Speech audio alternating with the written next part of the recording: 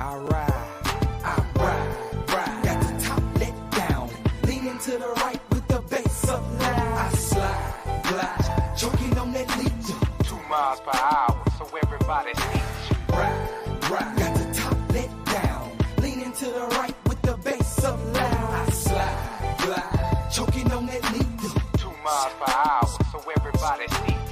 You see the European grills, oh the lips gliss. Tank full of Theraflu, cause I be in them sick whips. Brick slip, roll with me, catch a contact. High definition popping, flipping out the armrest. See, I'm a rider, dipping in the Canelo. Just got it fitted on some shit I need a ladder for. Come up in your hood stun when I leave, dude. 2 miles per hour, so everybody sees you. I can't deny, I feel I'm such a fly guy. Top chop, call him Sleepy Hollow when they ride by. I know the haters can't stand it.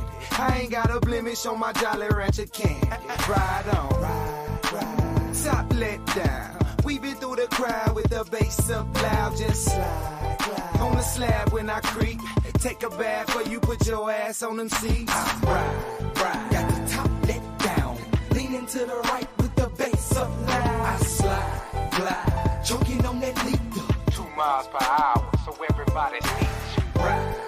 Got the top let down. Leaning to the right with the bass up loud. I slide, glide. Choking on that lead. 2 miles per hour.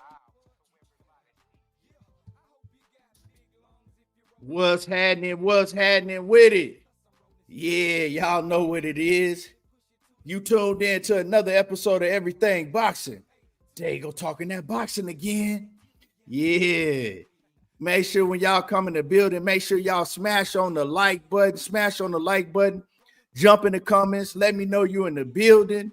Hell of a show today. We're gonna have a hell of a show today. Yeah, it's going down. I got the news that everybody wondering, everybody waiting for. Is Bill Haney a snitch? We're gonna talk about it on this video. I'm gonna give it to y'all. I'm gonna give y'all the truth. And we talk, Shakur Stevenson, we got Devin and Ryan Garcia. Sound like they back on, so we got a lot to talk about. We're gonna touch on Terrence Crawford. You know, it's all types of reports going on that Canelo gonna fight Jaime Munguia, then Terrence Crawford. So we're gonna talk about a lot today. So, like I said, make sure when y'all come in, smash on the like button. And yeah, let's get ready to cook, man. Let's see what we got in the building. TX7, what's happening with it? Achilles, what it do? Gerard, what's happening with it? Big Block. Georgie, what's happening with it? Let me see. Anthony Johnson, what it do? Charlie got game. Light skin business. Achilles. Let me see. Raven Harris, what's happening with it?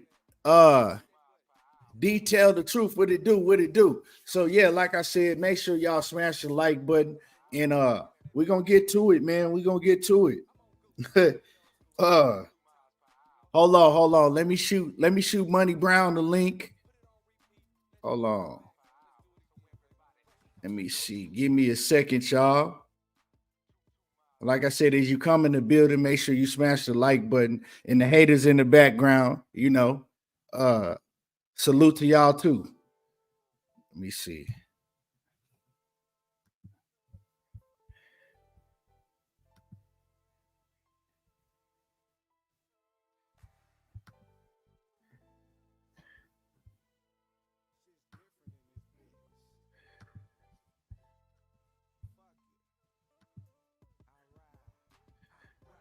Let me see.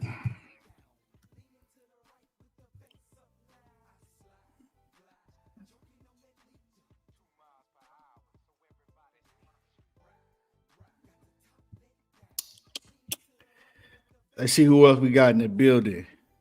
Yeah. Let's see who else we got in the building.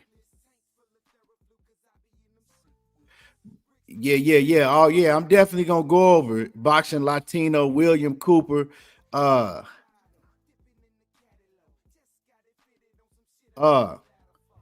rap, Rob, Mr. B More. What's happening with it? What's happening? What's happening? Yeah. So we're gonna talk about a lot in this live stream. We're gonna get a lot of straightening in this live stream too. It's gonna be a lot of straightening going on in this live stream. Yesterday I talked about how we can't put a jacket and say somebody is snitch without reading the paperwork, without going over the paperwork. So we're gonna talk about if that's true. Is Bill Haney a snitch? We gonna talk about all that. And like I said, right here, what you're gonna get from my channel, you're gonna get the truth. That's for sure. But with the boxing news that's going on, a lot of news going on, man. It's crazy because you got a heavyweight undisputed fight happening in a few weeks between Tyson Fury and Usyk, and that shit ain't really hitting like that. Like, ain't nobody talking about that. I forgot it was going down in a couple weeks. It's not really hitting like that, right? AB Salute already coming in here. He crying.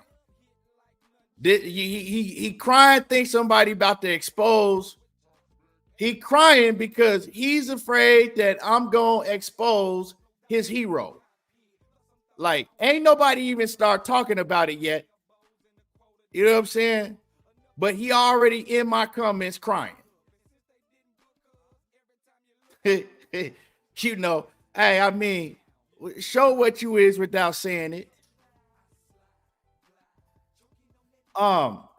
Leon D says because they not American, but right back what I was going to, right? Nobody's talking about the Usyk and Fury fight. It's like ever since Deontay Wilder kind of, he's not the same. The heavyweight division has went back to where it was before Wilder's name got to popping.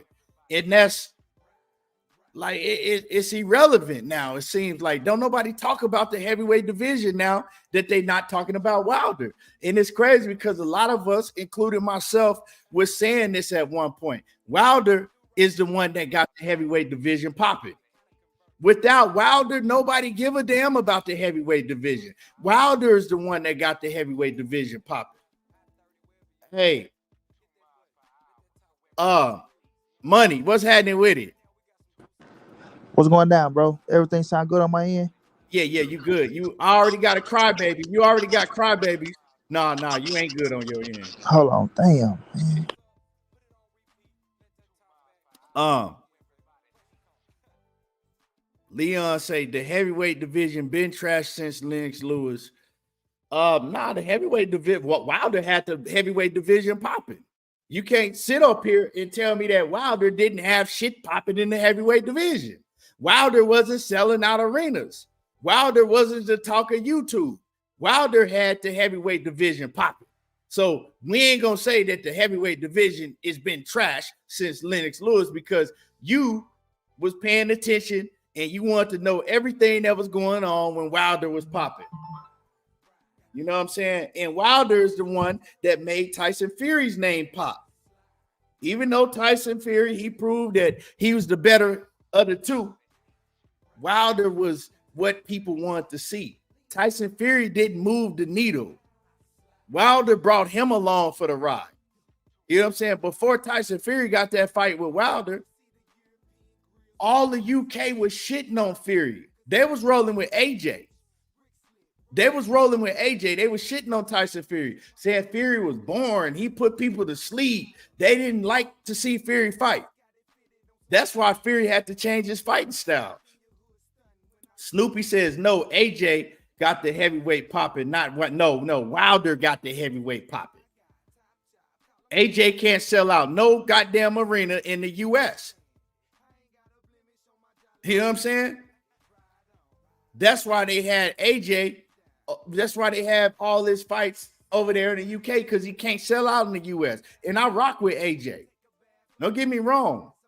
I rock with AJ. I'm a fan of Anthony Joshua, but his name ain't hitting like that in the US. It's Wilder. Straight up, it was Wilder. You know what I'm saying? It was Wilder.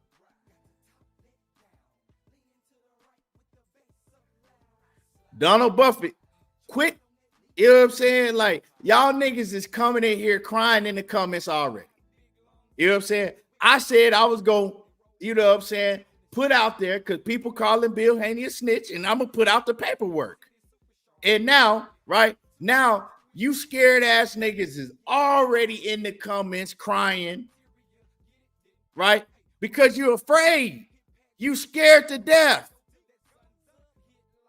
We got niggas in here saying paperwork is overrated. Shit ain't true. Yeah, okay. All right, bet.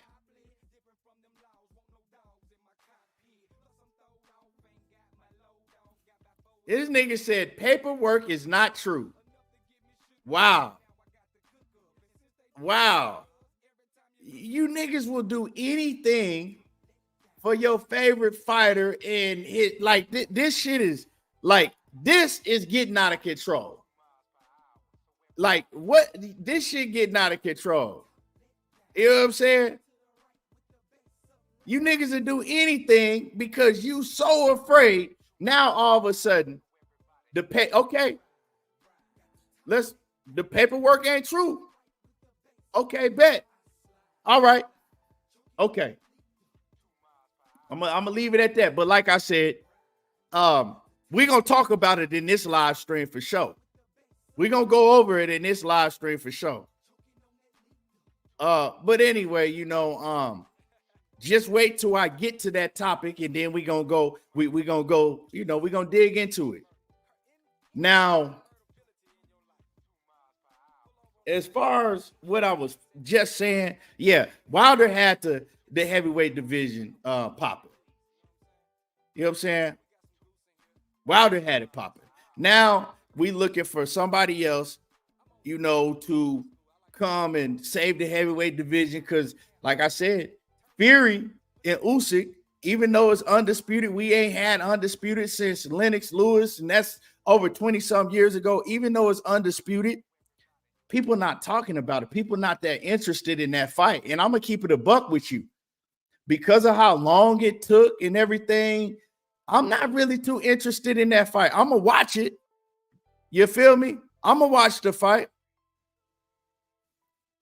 I'm definitely gonna watch the fight, but I'm not that interested in the fight like that. Like, I'm not just, you know, antsy to see that shit happen.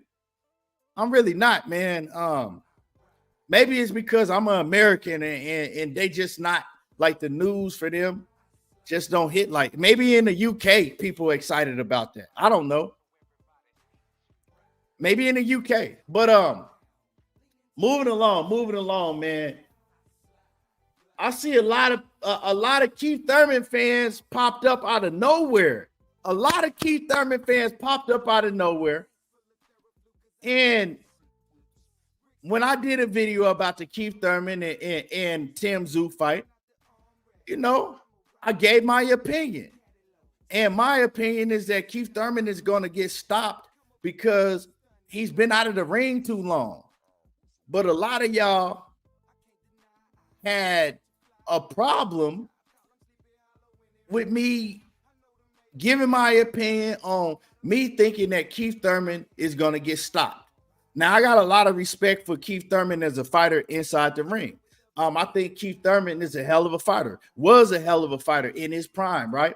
I don't know if Keith Thurman is still in his prime, right? But my opinion is that Keith Thurman being out of the ring for damn near 2.5 years when he fights Tszyu. Also, Keith Thurman having like a 3-year layoff before his last fight, and then having another 2-year layoff. Like, I can't even keep up with all the layoffs that Keith Thurman has had. And him being, you know, older now, but 35, 36 years old, and having to fight in a new division that he doesn't campaign in, right? Having to go all the way, and he got to fight at I believe it's a catch weight at 155. So the reason they probably having it at 155 is because Keith Thurman got this call on short notice.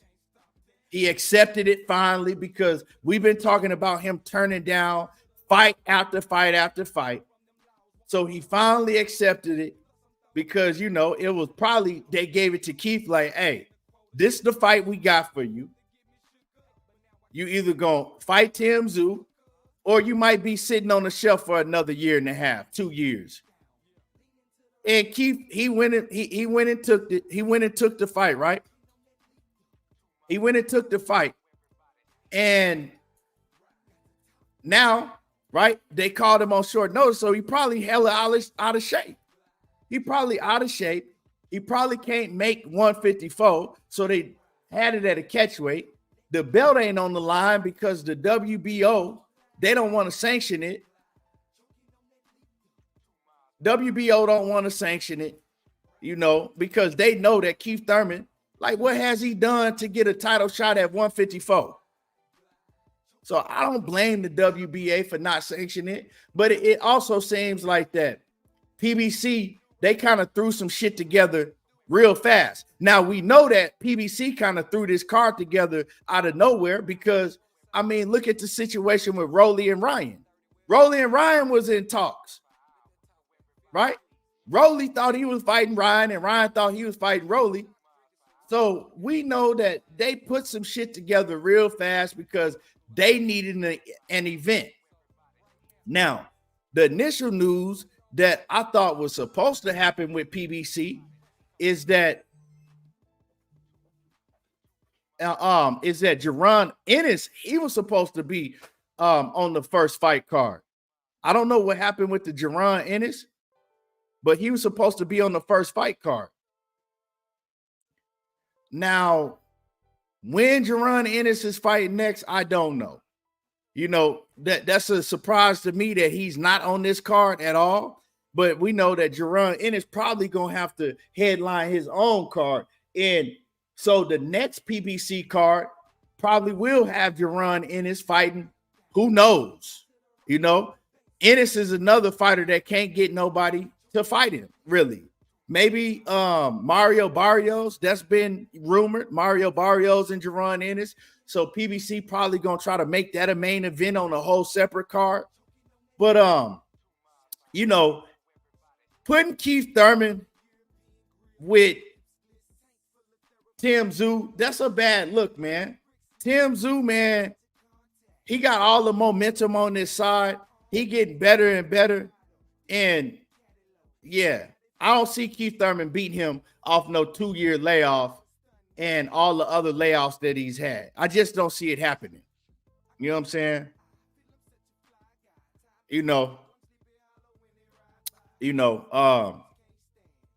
I just don't see Keith Thurman beating him.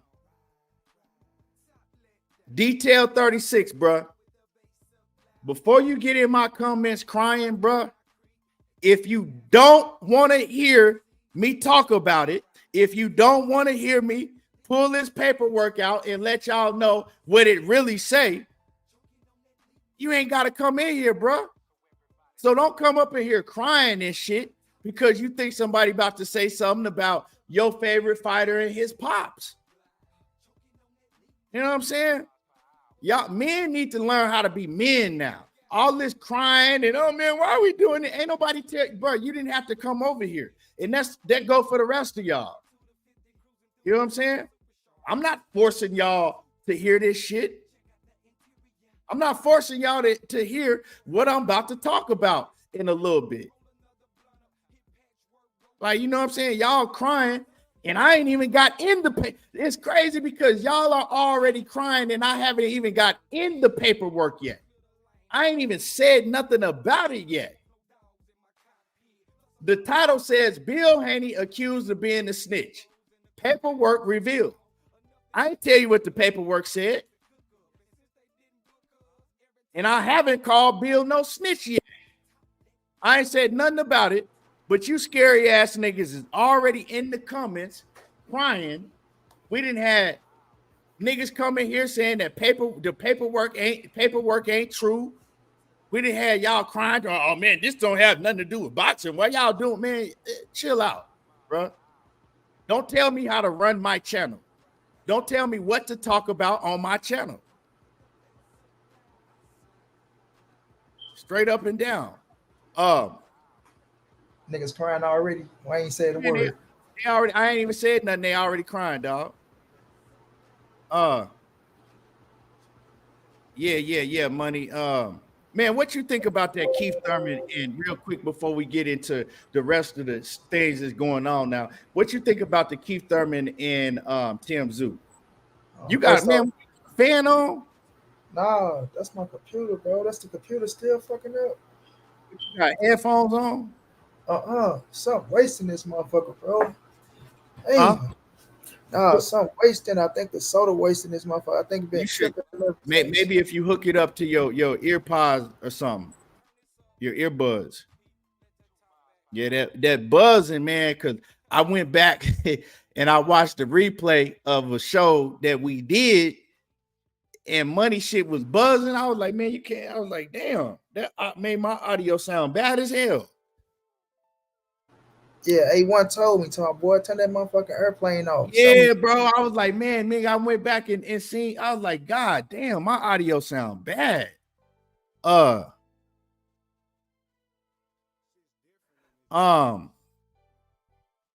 Dennis from Boston say Keith gonna get laid out.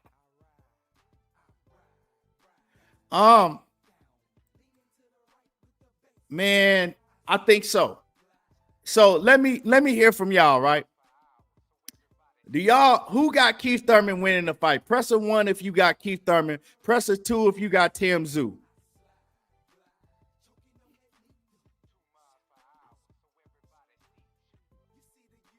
Press a 1 if you got Keith Thurman. Press a 2 if you got Tim Tszyu.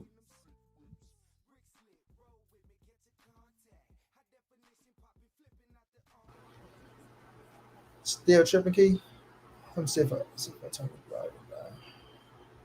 You sound like you in the freeway with the window open. All right, let me switch this computer. Let me switch this. Okay, let me see who we got. Let me see who we got. Stinger from above says 2.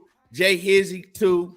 Only the Funk he got. Okay, so 2 is for Tim Tszyu. So he got Tim Tszyu. We got Only the Funk. He says Keith Thurman. John Garage say Keith Thurman. Josh Gallimore says Tim Tszyu. Marlon Jones, Tim Tszyu. Cash Crypto, Tim Tszyu.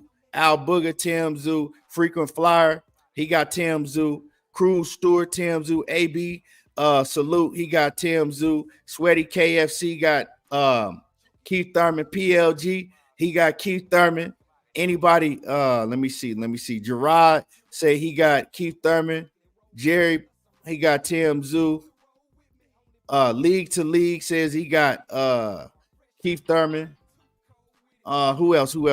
Let me see. Royalty 4 say he got Tim Tszyu. Demon Time, he got Thurman by knockout. PLG Ski say that's his heart, but not his mind. So his heart got Keith Thurman, his mind telling him Tszyu.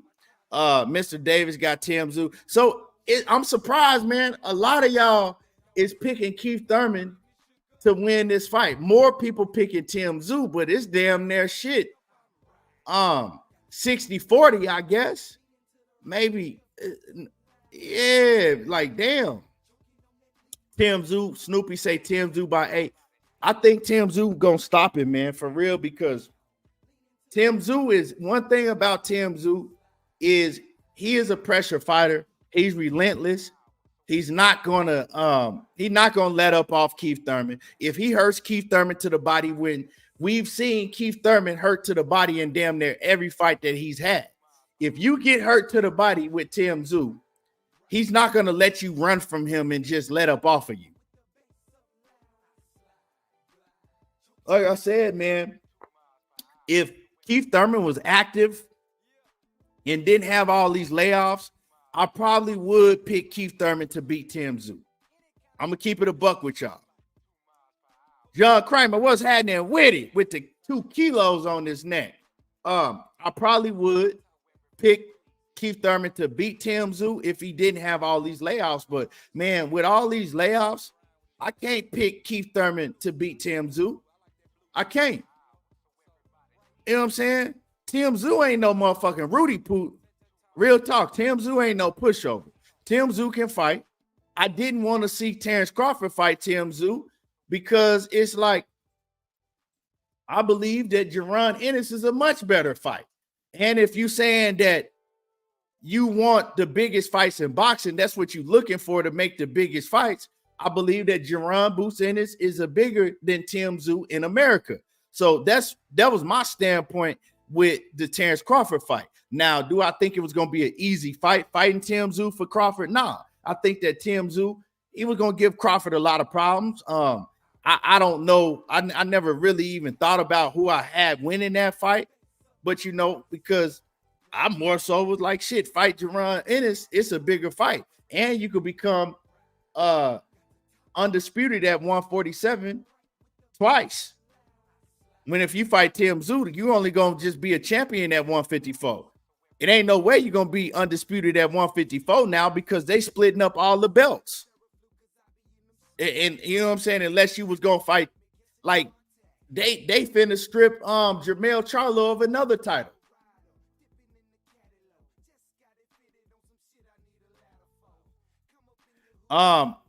Demon Town say you think Jermell will stop Tim?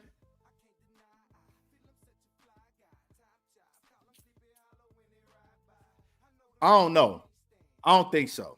I'm gonna keep it a buck because Jermell Charlo, one thing about Jermell is he have a problem with pressure fighters.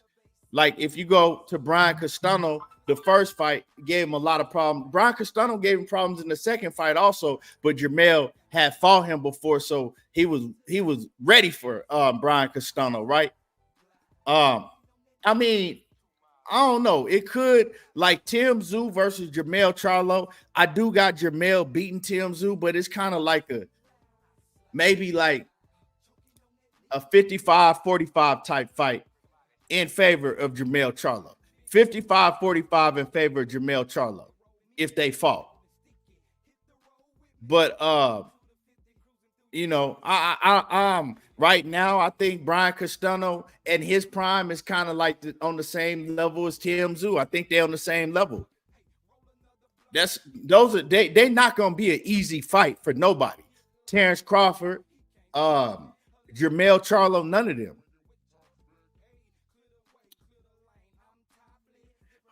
Snoopy say Fundora fight is for a belt on Tszyu's card, and I believe it's for So they like I said, they splitting up all the belts at 154. So Canelo Terrence Crawford not gonna become undisputed. You feel me? Terrence Crawford not gonna become undisputed at 154. That's why I was saying, hey, fight Jaron Ennis, take your strap back at 147 because people don't realize that Bud is still holding all the rest of the titles at 147. But then you got all of his diehard, fanatics. They don't want to see him fight Jaron Ennis. They making every excuse for him not to fight Jaron Ennis. Well, what you still holding all the straps at 150 at 147 for? For what? But with that being said, real quick before we get into these other talks, Woke, what's happening with it? What it do?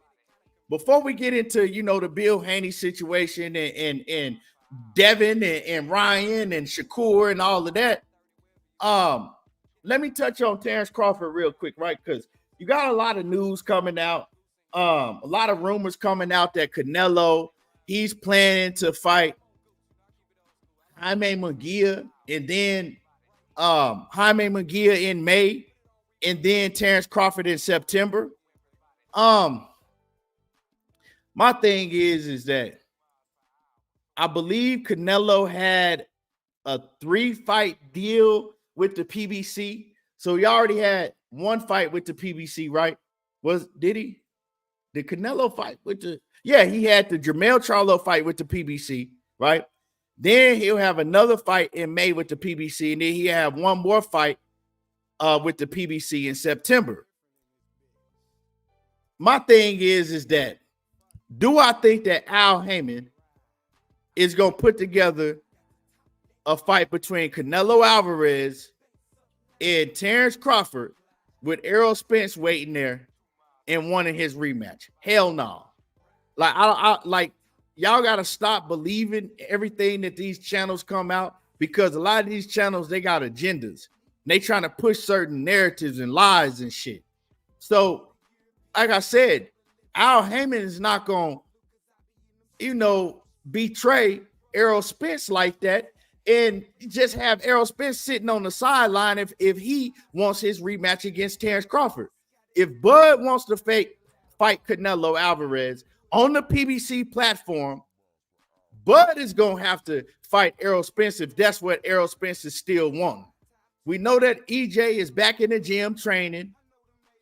And we know the last thing that EJ said is that he wants his get back. He wants his get back. So Bud ain't going to be able to just hop over Errol Spence and go to a Canelo fight and then retire. Al Heyman is running the show at the end of the day when it comes to them fighters over there on PBC. And people tend to forget that the Canelo is signed with the PBC. Now, who Canelo will fight in September if he fights Jaime Munguia in May? I don't know, but I do know who it won't be. He won't be fighting David Benavidez. You know what I'm saying? And that's another thing.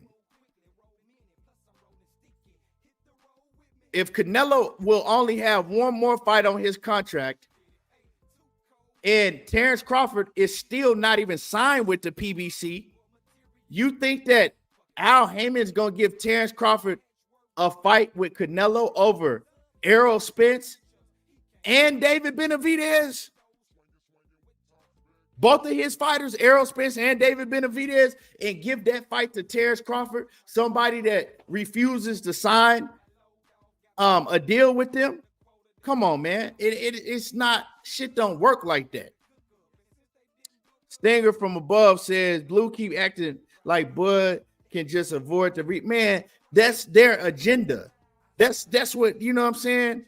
We know what that shit be about, man. Like, come on, man. Like, come on. Al Heyman ain't never worked like that. And he ain't gonna start working like that now. What is it? What it's like, what does Al and them get out of that? Right? Somebody putting on somebody that won't sign no type of, deal with them besides the Errol Spence fight and getting them a big payday against another fighter that will no longer be with your company probably, right? Unless Canelo re-ups with the PBC. Canelo only got 2 more fights. So why would you let Canelo go out the door against a fighter that won't sign to you? And then that fighter already talking about he want one more fight. If he get a Canelo fight, he gonna retire. That shit ain't going down like that. Shit ain't going down like that. And Demon Time Entertainment, respectfully, if you think that Bud Crawford is stopping Canelo Alvarez, let me see how to put this respectfully. I don't want to call you no damn fool, but when it comes to boxing, you a damn fool if you think that Terrence Crawford is stopping Canelo Alvarez. Like, that shit is like, for y'all that think that Bud Crawford is stopping Canelo, like, that shit is retarded. Real talk, it's retarded. You've had 175 pounders that couldn't stop Canelo. You had some of the hardest hitters in boxing, like Gennady Golovkin, that's hit Canelo with their best shots and couldn't even drop him. So you think that 147-pound Terrence Crawford is going to stop Canelo? You done lost your damn mind. You can't get Terrence Crawford to stop Canelo on the video game. You can create Terrence Crawford and Canelo Alvarez on fight night, and it still wouldn't happen. You know what I'm saying? So, I mean, wishful thinking, but man, we gotta stop being realistic when it comes to the fighters that we love. That's not realistic. But y'all smash the like button. Y'all smash the like button because, like I said, we finna get into it. We finna definitely get into it. Smash on the like button.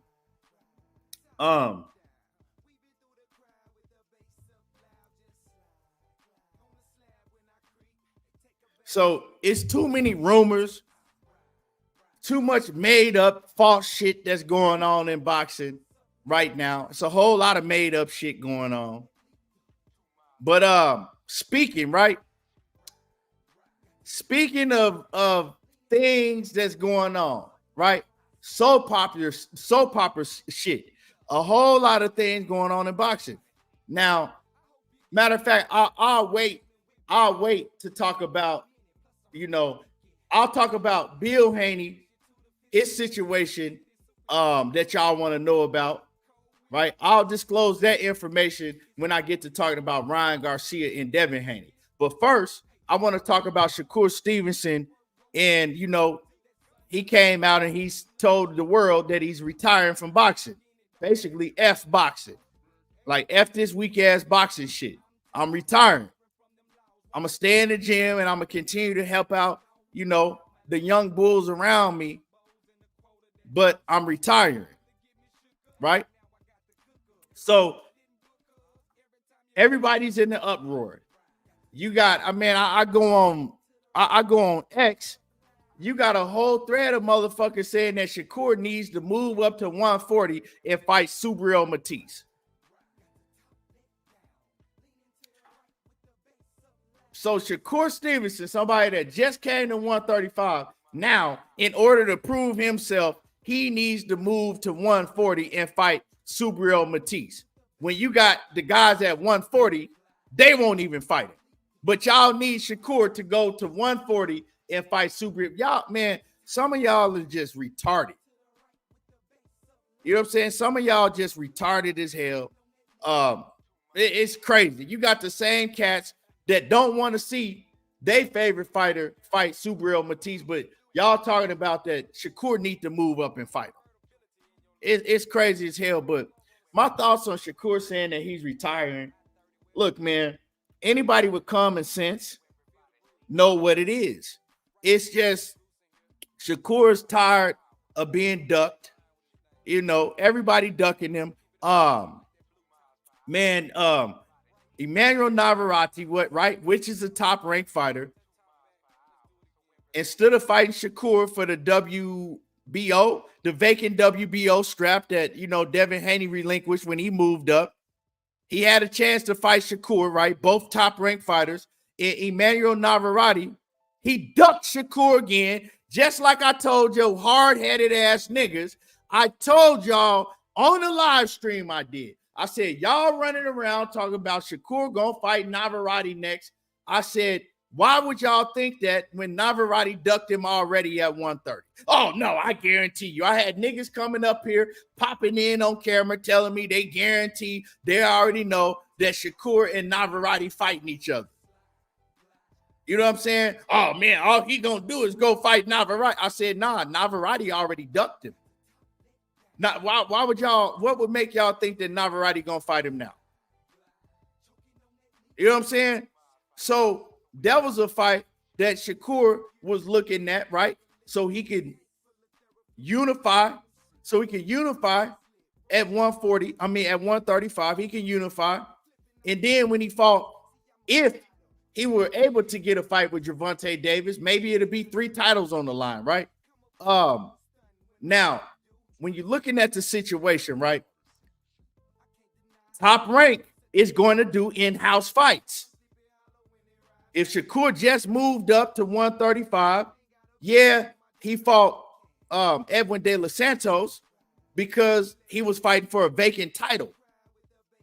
Now, other than that, Shakur has one more fight because, see, and I'm saying all of this because a lot of y'all, some of y'all just act retarded and others don't really know the ins and outs and what's going on in the situation, right? So Shakur only had one more fight on his top-ranked contract. He tried to get Lomachenko. Lomachenko ducked him to fight Kambosos. Kambosos ducked him to fight Lomachenko. Pretty much everybody on Top Rank was sold up. He ain't really had nobody else on Top Rank. And so the smartest move, if they're going to let me fight Navarrete for a WBO strap, that's what they telling me. That's what they were building over there on Top Rank. Well, we're going to put Navarrete in against Shakur. Well, that's cool. We're going to make it for, the strap. That's a smart move. Everybody was hating on, oh man, why he trying to cherry pick Navarrete? Who else was it for him to fight on Top Rank? You know that they weren't going to let him fight nobody else unless it was an in-house fight. Ain't nobody else available for him to fight on Top Rank. And I hear people saying, oh, well, fight Raymond Muratalla. Muratalla is still a fucking prospect. What if you have a chance to fight for a strap against Emmanuel Navarrete, who has a much bigger name?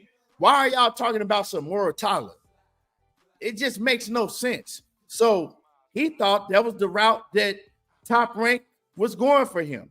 They was gonna give him the Navarrete fight. He gonna beat Navarrete for the WBO strap and move on from there, right? Well, that didn't happen. Navarrete ducked him again, but I think that Top Rank had something to do with that, right? Because Top Rank is looking at the situation like, okay, we know that Shakur is gonna beat Navarrete. And if Shakur leaves Top Rank with that WBO strap, and if Shakur goes to the PBC or he goes to another, promotional company with that WBO strap, we're not finna let that happen. We're not about to let Shakur fight Navarrete and leave with that WBO strap. Because we all know that they've been calling the WBO strap the Top Rank belt for the longest time. Shit, I even heard Bob Arum do an interview, and he pretty much confirmed that the WBO strap was the Top Rank title. He says that they have the best relationship with the WBO. Says, yeah, we have the best relationship with the WBO. So, so I think it was, that Navarrete did not want to fight him anyway.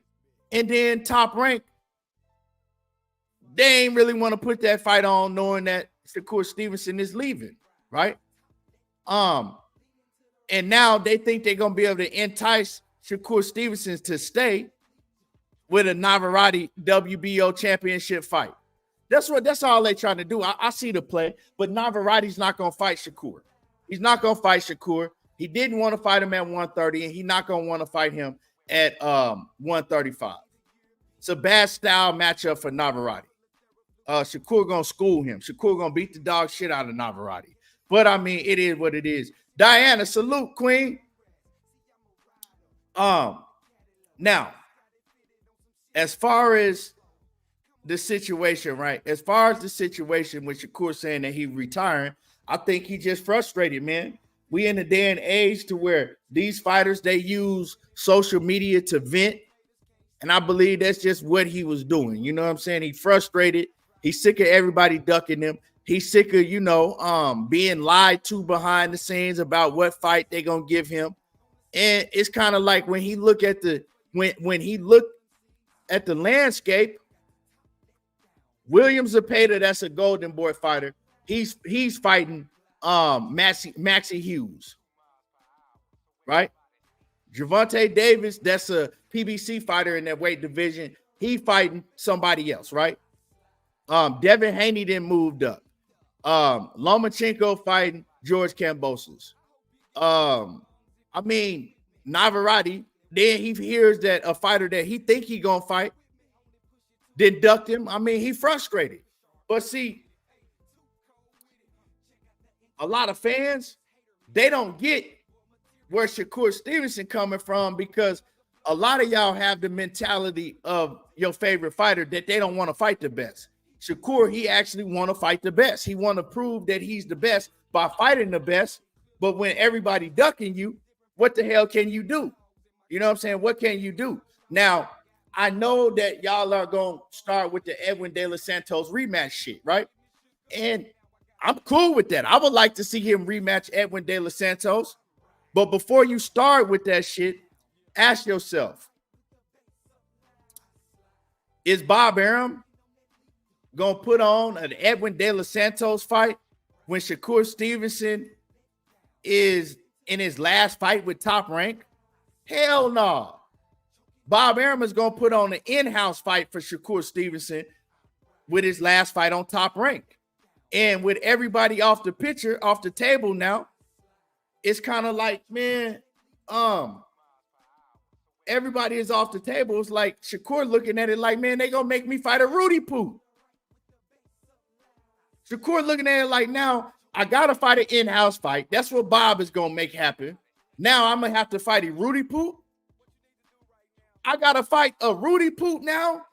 Like, it doesn't make no sense. So of course, man, that he gonna be frustrated. Do I think that he really gonna retire? Hell no, because I think that Shakur Stevenson, man, he loved boxing too much. He loved boxing too much. My man KG, what's happening with it? KG says, how would you not be after the way he's still not getting a look or a chance to beat the fuck out of these guys that's sliding out the back door? Yeah, he won a chance to, all these dudes is talking, and he won a chance to show that he can beat all of them, but they ducking him. So, I mean, of course, he's going to be frustrated. And I think that he just typed some shit, frustrated about how he was feeling at the time. Like, he feeling at the time, like, man, fuck this, man. I'm a retired, man. But realistically, he just speaking out of frustration. He not going to retire. Now, here Bill running around saying it's a publicity stunt. I don't think it's a publicity stunt. I just think it's that, he just letting y'all know his frustration. That's it. He's just letting y'all know his frustration. But once they put something on the table for Shakur, man, he'll be back in the ring. He's going to be back in the ring, man. It ain't no way that Shakur, somebody that really, really love this shit, like Shakur really love this shit. So ain't no way that the mentality that he has, he going to go off and retire. It ain't happening. You know what I'm saying? So, I seen everybody making videos of that. I seen all the Shakur's haters. You know that all the Shakur's haters, they're going to run with that. They're going to run with that information. But at the end of the day, everybody that's hating on him, they're going to break their neck to watch him fight. You know what I'm saying? Everybody that's hating on him, they're going to break their neck to watch him fight. But yeah, Shakur just talking out of frustration. He loved the game too much to retire. You know what I'm saying? Now, what fight is Top Rank going to put on the table for him next? I don't know. That's a good question because, like I said, the landscape is very slim. Everybody already locked up in fights. And I know that Shakur not the type of fighter to be sitting on the sideline and waiting for another 8 months or, waiting for Vasil Lomachenko and whatever, George Kambosos, and that's another 6 months and waiting. Like, he's not going to wait around for all of that. But we'll see, man. We'll see. Mill City, what's happening with it? Salute. But yeah, man, it is what it is, man. I feel his frustration because he have the same frustration that I do as a fan of the sport, right? Just like when I see how these fighters be moving, man, that shit frustrate. If you a real fan of the sport, you get frustrated, right? And yeah, he a participant that want to fight the best, and boxing is not like it used to be, These fighters, they got handlers that keeping them from fighting the best fighters. They don't really, a lot of them, they go and do whatever they handlers say. And I believe like he kind of different. Like he like, shit, man, give me anybody give me anybody. If they in my division, I want to fight them. If they, so it is what it is, man. Frustration. That's all it is. And he's still young. And like I said, man, these young cats, they use the internet. They use the internet to vent. Is it the smartest thing to do? At the end of the day, yeah. You know why? Because everybody gonna talk about it. Everybody gonna make videos about it. And what does that do? It keep your name relevant. So, I mean, some people can say it's a publicity stunt. You know what I'm saying? Some people can say it's a publicity stunt and all of that. But, I just believe it's frustration, but at the end of the day, it's still keeping his name relevant, and it got y'all talking about it. It got me talking about it, got everybody talking about it. But y'all see, I didn't make no video about this shit because it's like, man, I already knew what it was. I'm not finna make a video about it because, you know, I knew what it was, you know. So I'm talking about it on my live stream, on the live.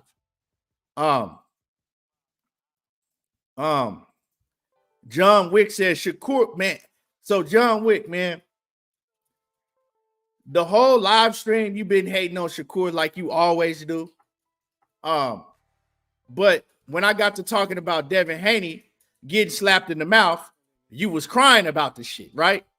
But like I told you yesterday, don't get to crying when somebody say something about your favorite fighter that you in love with, but then you in the comments hating 24/7. Anytime you hear a shh, you hear shh.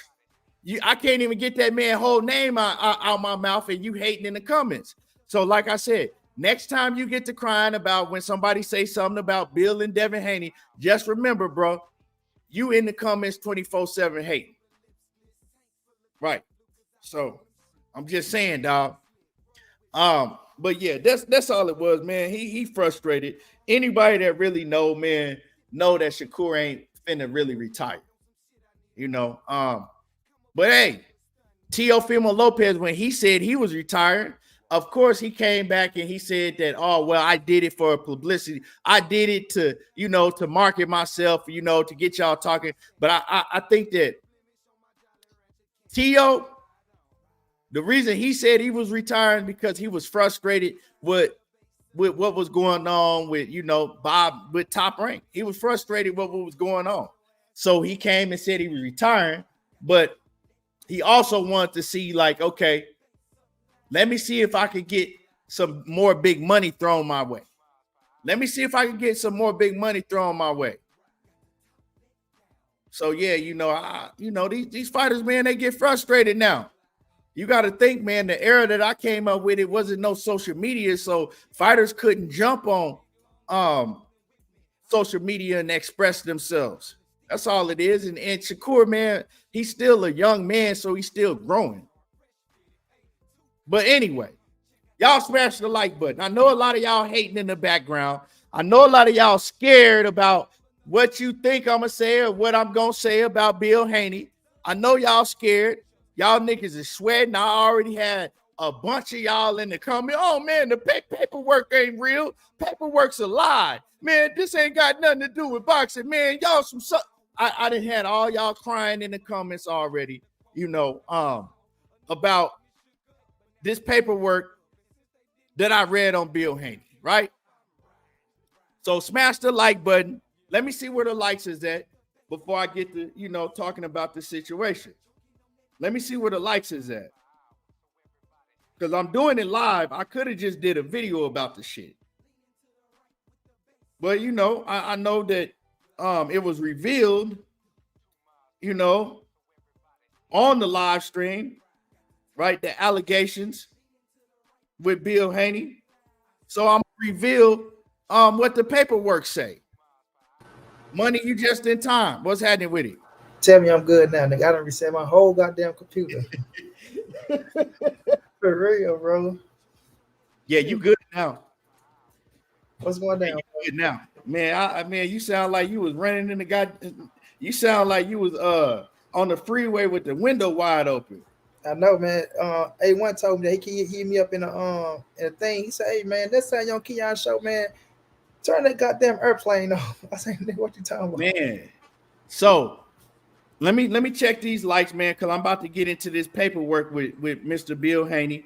Yep. Shout out to the whole chat, man. Shout out to the whole chat. What's going down? I'm here. I'm in the building. Missed all of them questions, but we back.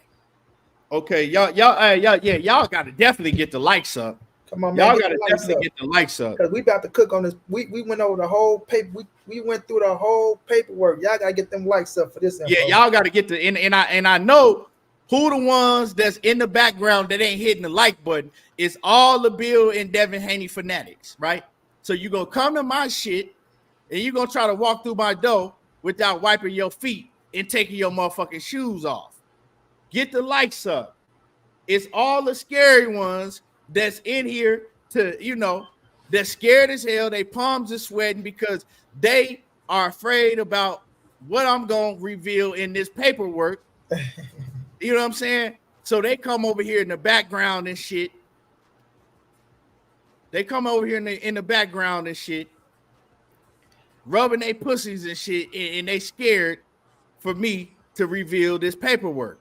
Motherfucker screenshot y'all name, screenshot what y'all saying. Shit. In the background and shit, waiting to see what I'm gonna say.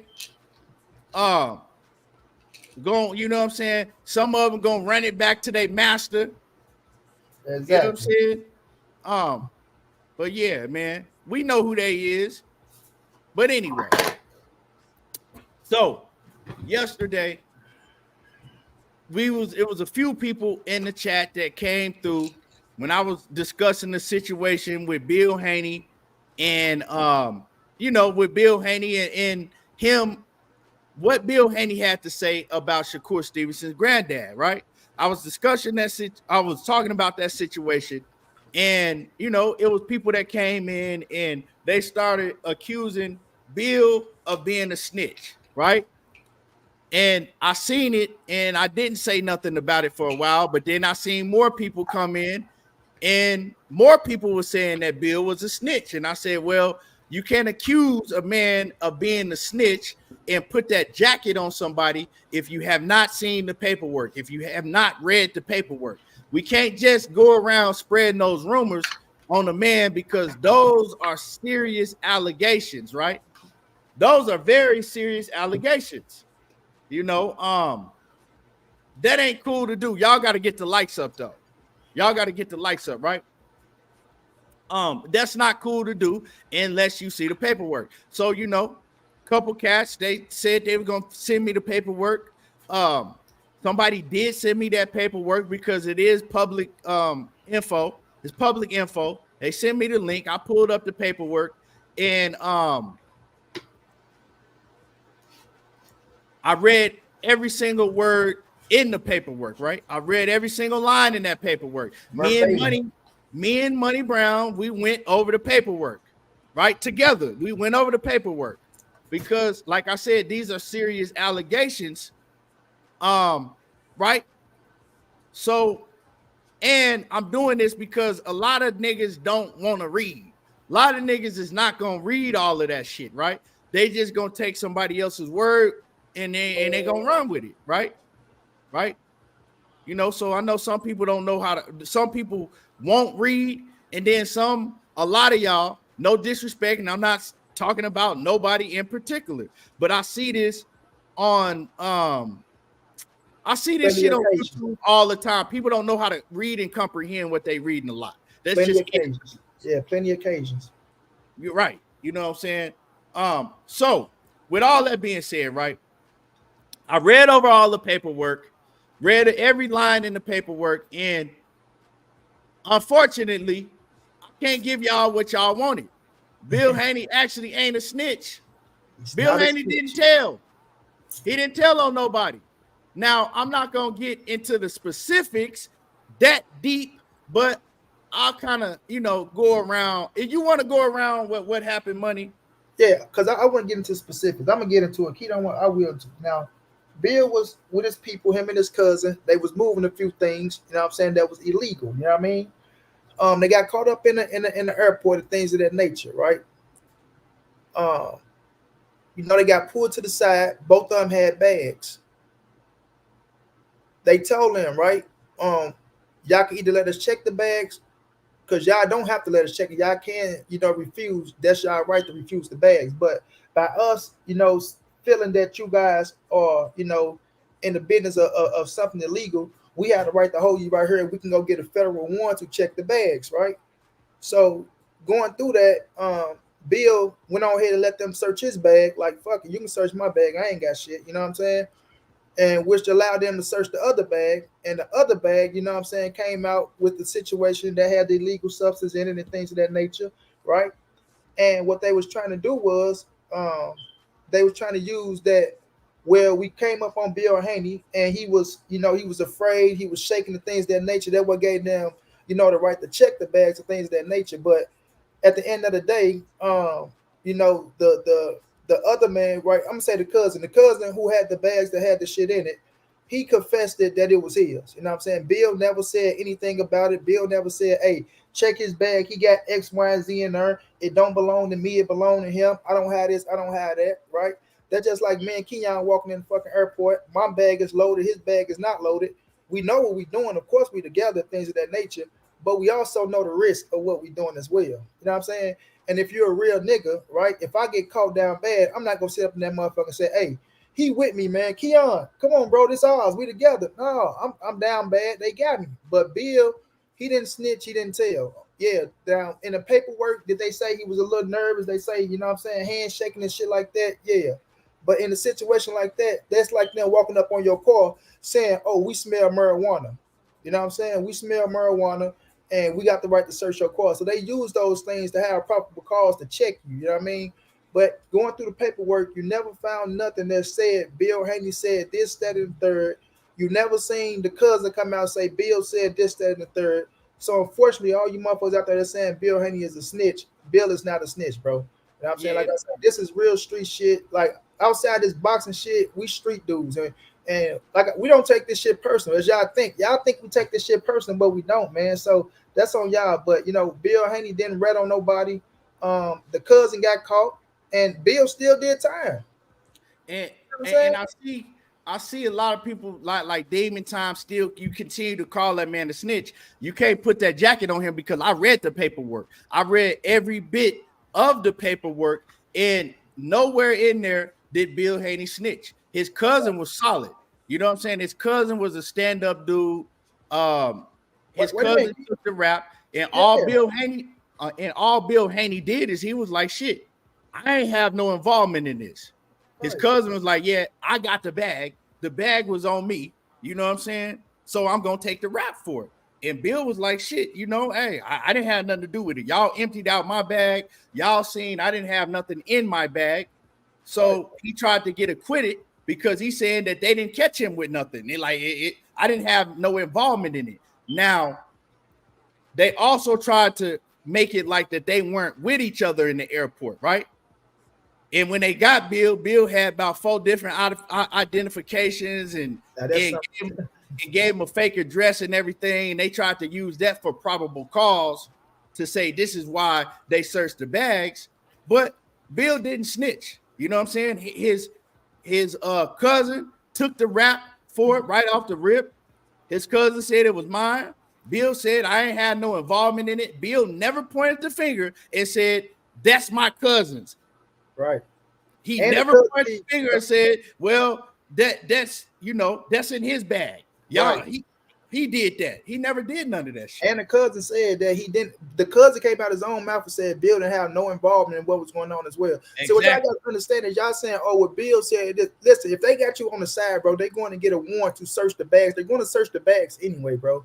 So you can cooperate, open up the bag right now, or they still going to come back with the warrants and search these motherfucking bags. You understand what I'm saying? So either way it go, the shit is gonna play out how it played out. You know what I'm saying? So you got to give Bill credit for not saying shit, and got to get a cousin more credit for being a solid motherfucker. Like I'm not gonna let them get 2 for 1. You understand what I'm saying? Then what Bill was doing was fighting to clean his name, like any of you motherfuckers would do if you was on the case like that. And if Bill had a snitch, he wouldn't have did the time. Bill did the time. Him and his cousin, they tried to get an appeal, right? They got an appeal. They tried to get an appeal. The appeal, it was denied because, hey, Bill was saying that he didn't have no involvement in it, right?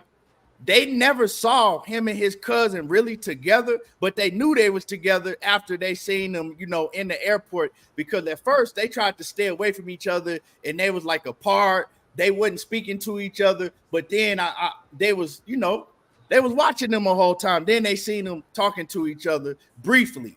But Bill was like, shit.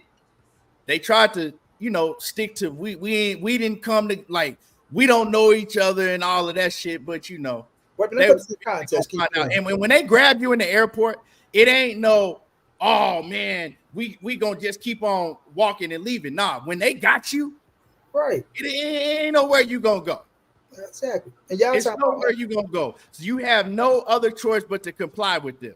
So what Bill did is Bill was the boss in the situation. See, Bill was smart. Bill had the cousin. He made the cousin carry the bag with the shit in there. You know what I'm saying? He had the cousin carrying the bag with the shit in there, and Bill had the bag that didn't have nothing but clothes in it. You hear me? You feel me? So at the end of the day, the cousin and Bill knew what they was doing. The cousin knew that was the chance he was taking, and the cousin was solid because the cousin was like, look, y'all caught me with the bag, right? Facts. Y'all caught me. I'm the one that had the bag with the shit in it. I'm taking the rap. He ain't had no involvement. Because see, what y'all wanted to see, it seemed like what y'all wanted to happen and what y'all wanted the paperwork to say is that the cousin said both of them was involved, and Bill then said it was the cut. Nah, that didn't happen, bro. The cousin would have snitched on Bill if he hadn't have took the rap. If the cousin would have been like, look, man, yeah, I'm holding the bag, but shit, I didn't know what was in it because Bill gave me the bag. Then the cousin would have snitched on Bill, but nothing happened. It didn't even have to go down like that because the cousin was solid. Bill Haney cousin, he was solid, man. But let me tell him like this, Key. It shit work like this all the time when you the big dog. That's what happens. So if y'all not from the streets, y'all not gonna understand. All you motherfuckers they talking about dry snitching and shit like that. No, it's not. No dry snitching. It's not none of that, bro. You understand what I'm saying? It's that we go try to hit this lick. We got the shit, right? We go try to get it through. We get it through. We own. If not, then shit. This what take the cake. But the cousin didn't let them get 2 for the 1, even though they still got 2 for the 1. So y'all keep talking about, oh, he dry snitch. And he said, it ain't here. He never said nothing in the paperwork. Nothing in the paperwork. What Bill said that's not mine. I said I don't have nothing to do with that. When they checked the bags, bro, Bill emptied his bag out, and they was coming for the second bag. And when they get the second bag, whoever holding the second bag, that's your ass. Now it was 2 kilos. I think it was 2. Now if the cousin was smart, it would have been like, all right, I'm gonna carry 1, motherfucker. You gonna carry 1. So that's the situation. But like we say, this is what happens, bro. You do have big dogs out here, and unfortunately, in this case, Bill was the big dog. The big dog. Bill was running the show. And so in demon time, bro, like with me, it's not personal with Bill and nobody else that I talk about. I'm just talking about the shit, and I'm gonna give it to y'all raw. 92. You coming off more like you coming off more like a hater, bro. You talking about you saying all type of shit. You know what I'm saying? Like, oh man, Bill said it wasn't his. Bill ain't supposed to say it's his if he didn't get caught with the shit. If they already had an agreement, because from reading the paperwork and knowing the situation, him and his cousin already basically had talked about what it was gonna be. Exactly. You know what I'm saying? So if they already, why is Bill gonna run back and be like, nah, it was mine too? Exactly. That nigga's not finna. If they caught his cousin with the bag, of course he's gonna say, hey man, y'all, what Bill said is y'all seen my bag. I didn't have nothing in my bag. Let me go. I ain't got shit in my bag. He didn't say, oh man, well, I knew he had that. That was in his bag. That's his. He never said that shit. He just said, y'all dumped my bag and nothing was in my bag. Now, so, snitch is Nestor Gibbs. Nestor Gibbs is a snitch. That's now that paperwork is different. Hey. You idiot. Why? Like, man, I hate to call you that, but why do you keep saying Bill told the police he ain't have nothing in his bag? He didn't have nothing in his bag. The fuck do you want him to tell the police? Yeah, I had. Like, what? Like, you're not even making sense, bro. He didn't have to tell them once they empty the bag. He want shit in the bag. You got to be a young kid. You got to be hella young because you sounding like you very young. And y'all niggas take this snitch word out of context. Like, you know what I'm saying? Like, I could tell, like, you ain't really in the streets like that and never been. You know what I'm saying, bro? You got to cut it out with the shit. Oh, Bill told the police he ain't had nothing in his bag. The fuck is he supposed to tell the police, dog? All right.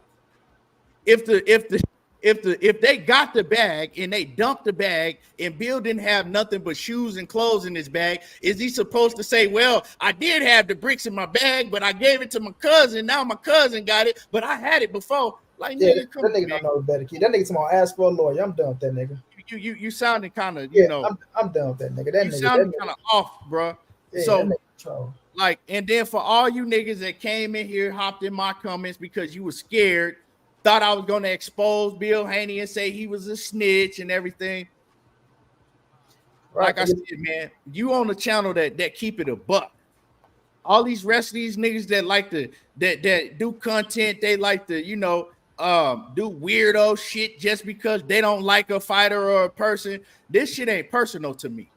You know what I'm saying? I'm just reporting the news, how the news should be reported. And the only reason I'm talking about this is because a lot of people came in my chat yesterday and they was calling Bill Haney a snitch. So I said, okay, well, if he is, I'm gonna get to the bottom line of it.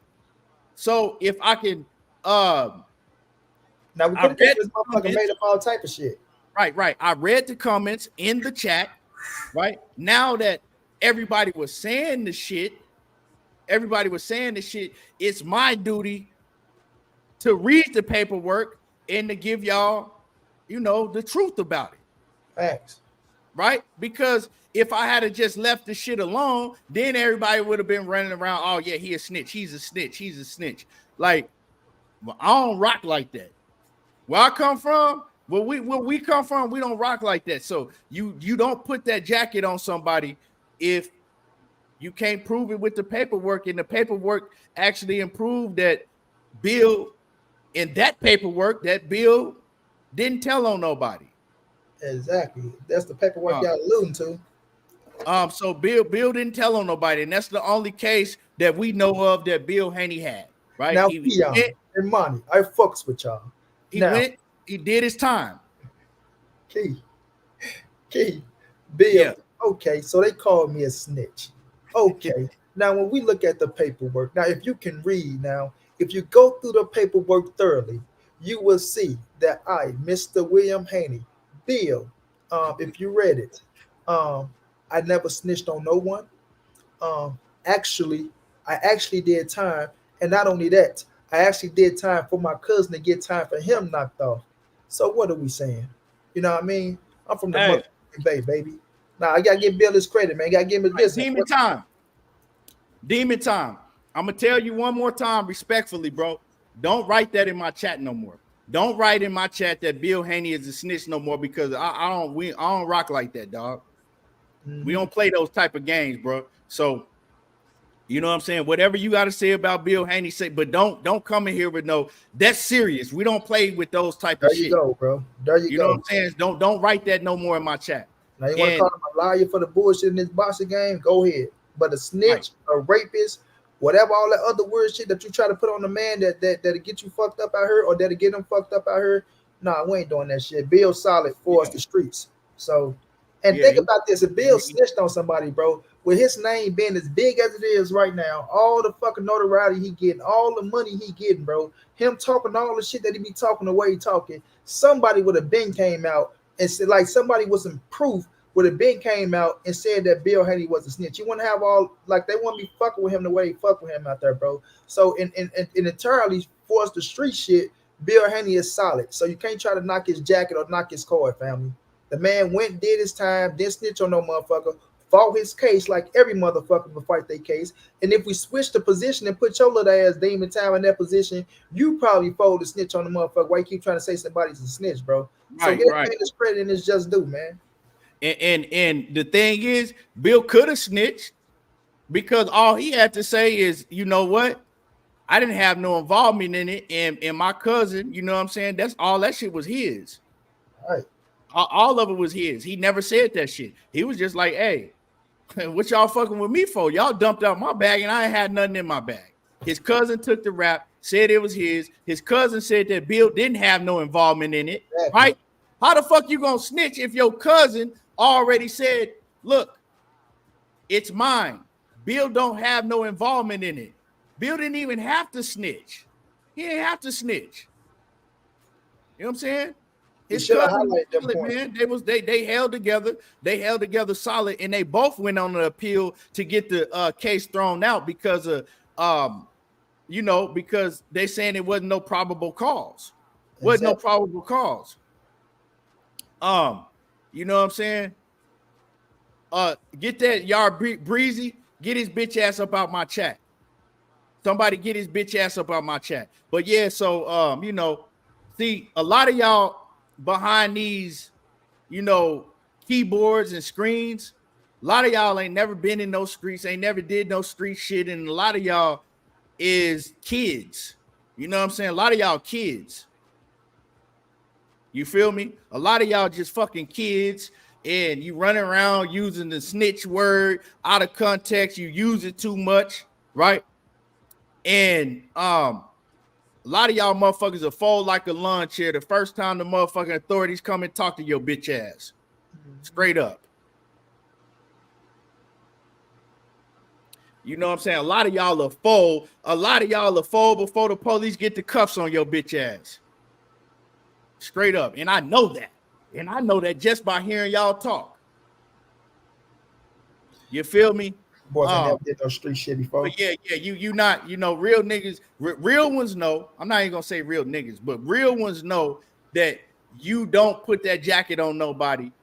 And before you say that, you got to go over the paperwork. And if the paperwork say it, then the paperwork say that. But if the paperwork don't say that, you can't run around putting that jacket on that man. But so yeah, Bill Haney ain't a snitch. But man, like I said, that's public information. You know what I'm saying? That's public information. You can see it. Salute to his cousin for being a solid ass dude. Right. You know what I'm saying? Because his cousin, he was solid, man. He's like, shit, y'all found it on me. It is what it is. And when you in a situation like that, man, you know the chances that you taking, right? If Bill talked his cousin into being the one that had the bag with the stuff in there, well, his cousin knew what he was. His cousin knew the chance that he was taking, and his cousin stood on his solid. Like, look, I knew what chance I was taking. I'm not about to implement this man and say that he was working with me because I got caught. That's some hoe ass shit. A lot of you bitch ass niggas, that's what y'all wanted his cousin to do. Y'all want Bill Haney to be a snitch so bad. You wanted his cousin to snitch on him, so he, you know what I'm saying? Like, y'all weird, man. Let me say this, kid. Me and my cousin, this baby mom, we went to Mexico bringing some shit back. We got caught. But my cousin, back, it was his plan. You know what I'm saying? Allegedly. Ain't no allegedly shit. We got our ass caught. His ass, he took the route. You know what I'm saying? Fact, these facts, shit. We got caught, cuz. They got the shit out the trunk.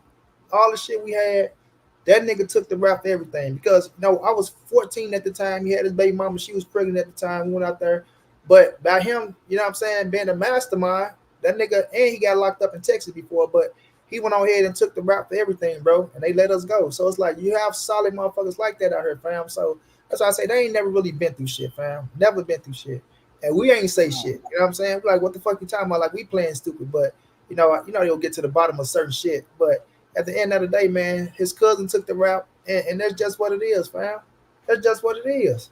Y'all, like, a lot of y'all ain't never been through shit, so y'all don't know about that. Y'all can just sit back and just try to speculate. Oh, yeah, thinking y'all thugs and shit. But put your ass in that situation like he said, y'all ass a fold like a launcher, bro. Yeah, them niggas a fold, you know what I'm saying? Because first of all, you niggas get on the internet and type too much anyway. So I know you a fold. And then running around freely calling the man a snitch without even going over the paperwork or just because you want to slander somebody's name, that ain't the way to go about it, bro. Like, that's serious shit. That's serious. You don't go about shit like that. You know what I'm saying? Now I believe if he was a snitch and he out here doing all that, talking all that street shit on camera, yeah, I was gonna expose that shit for sure. You can't be talking all that street shit and you out here telling on people, but that's not the case for Bill. So salute to Bill, and we're gonna go back to the boxing shit. We're gonna go back to the boxing, right?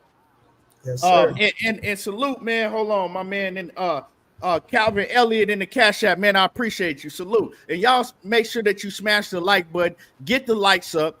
Now, for all the haters that's in the background, because once they found out what they want to hear, some of them dropped off money, right?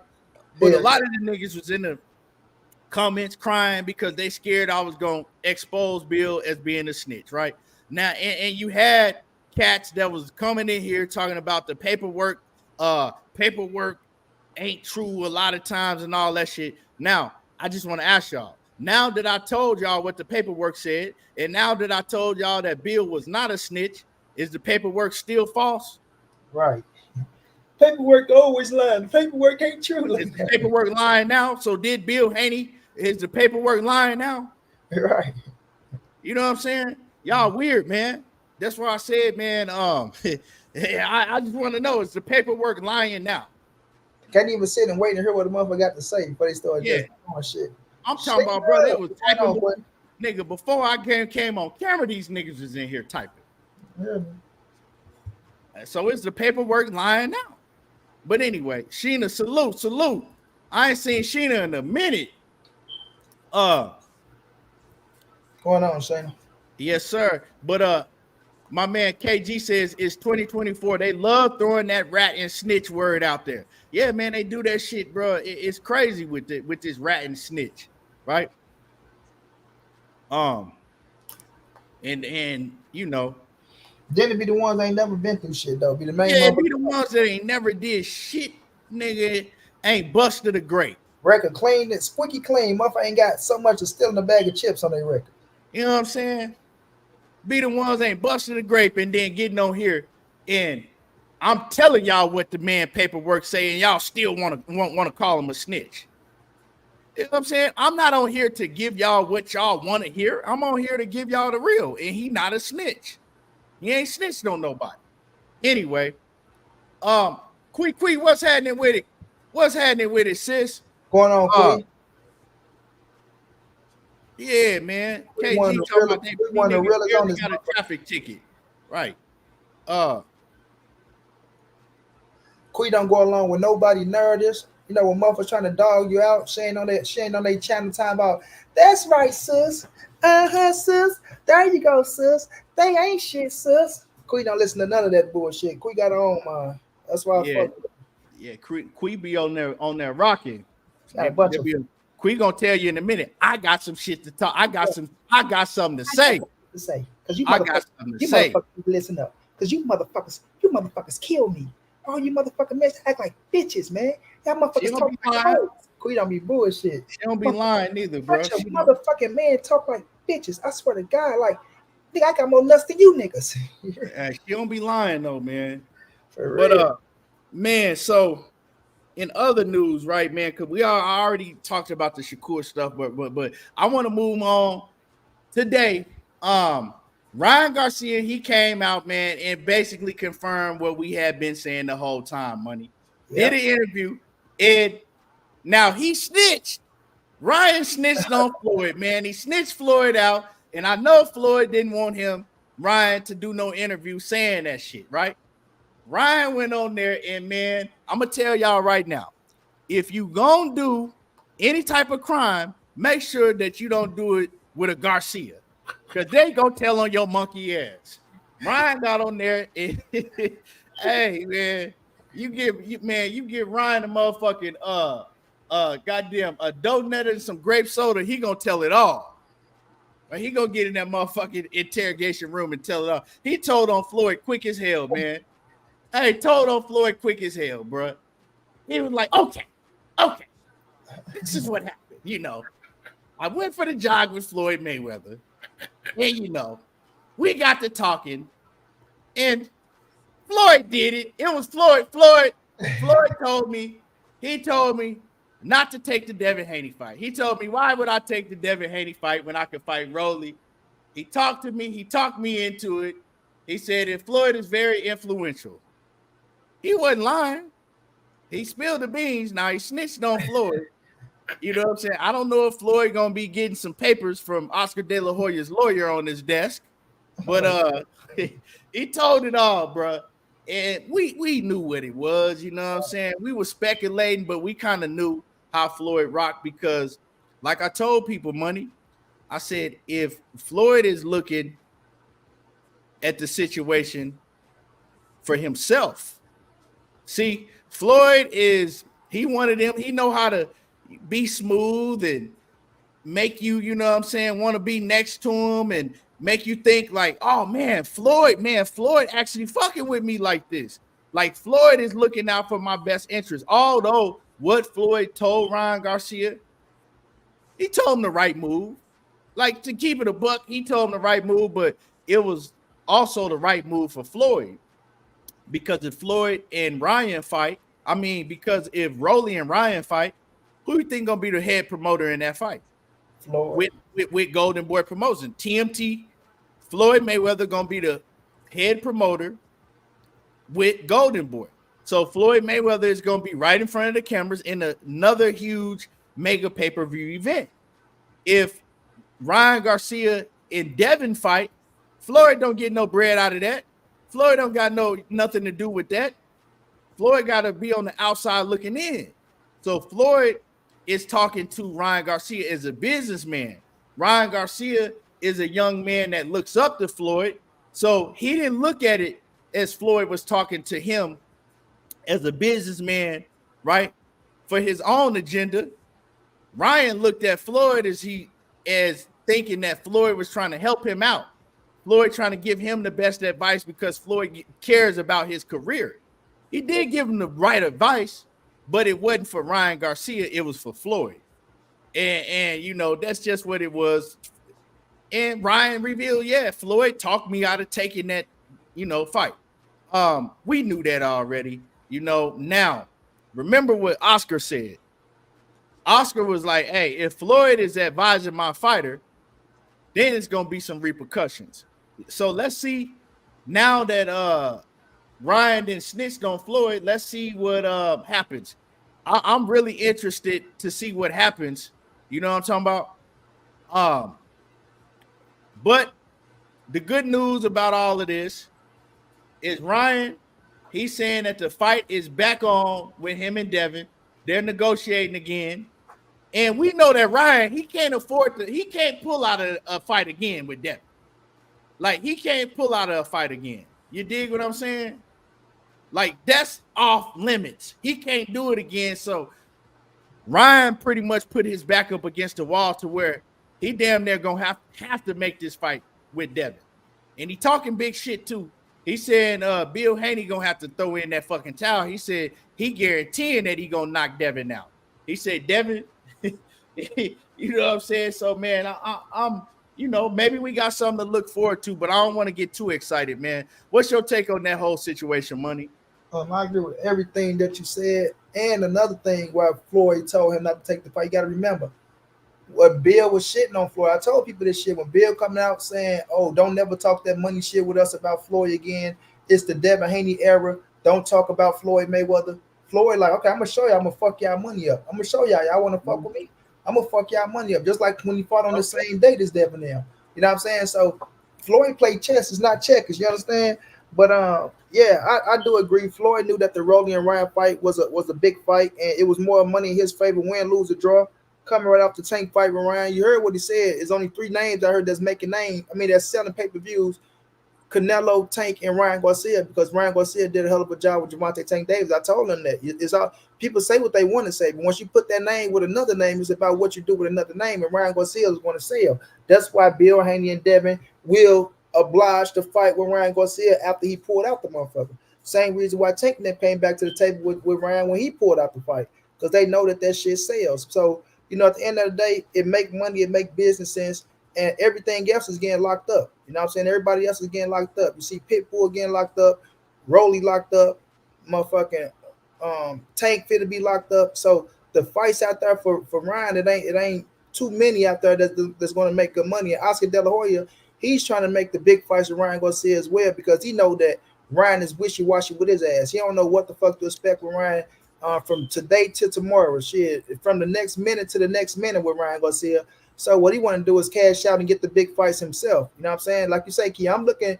I don't think he really gonna do too much with Floyd Mayweather, because it didn't really stop shit if the fight take place. But he do have a case with Ryan Garcia coming out saying what he's saying, that Floyd's advanced fight, because you can talk to somebody as friends and shit like that, but you can't tell somebody to pull out of a fight and advise him not to do this and not to do that, because that is not your fighter. And that is intervening with my motherfucking money. You know what I'm saying? That's taking food off of my table for Oscar De La Hoya, because he's putting the fight together. I don't got to do business with you, Floyd, and I got something already put together. So, that will be interesting to see, which I don't think too much action to take place, because I don't think Oscar he got enough lawyer problems already and shit that he's dealing with. So, with Ryan Garcia, like you say, the good thing is, him and Devin look like it's back on the table. So now all you crazy ass Devin fans that was out there talking about, oh, Ryan is this and that and y'all is this, the fight is back on the table now. So, we'll see how it play out. So I want to see the fight myself. So we'll just see how that shit play out, Key. I want to see the fight too, man. My man, Mr. Everything, he said, just showing love. I heard you from the city, Phoenix, AZ in the building. Y'all be smooth. Appreciate you, Mr. Everything, man. Appreciate you coming through. Mr. Everything, what's going down, man? Shouts out to Seattle Rick said YouTube took his wrench. I could check real quick. Let me see.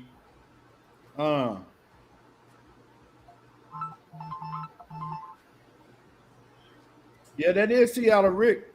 I had to make sure that was your channel. I got you, Rick. There you go. I rinsed you back up. I don't know what happened. YouTube be doing a lot of weird shit. But KG Alexander, exactly. But man, so this fight, right? I want to see this fight go down. I've been wanting to see Ryan Garcia in Devin Haney fight for a minute now, right? Now the only question is, who wins the fight, man? And to me, a lot of people gonna look at this fight and say, Ryan is trash. Devin gonna outbox the shit out of Ryan. And I think Ryan, he could beat Devin. It just all depends what Ryan's feet are looking like.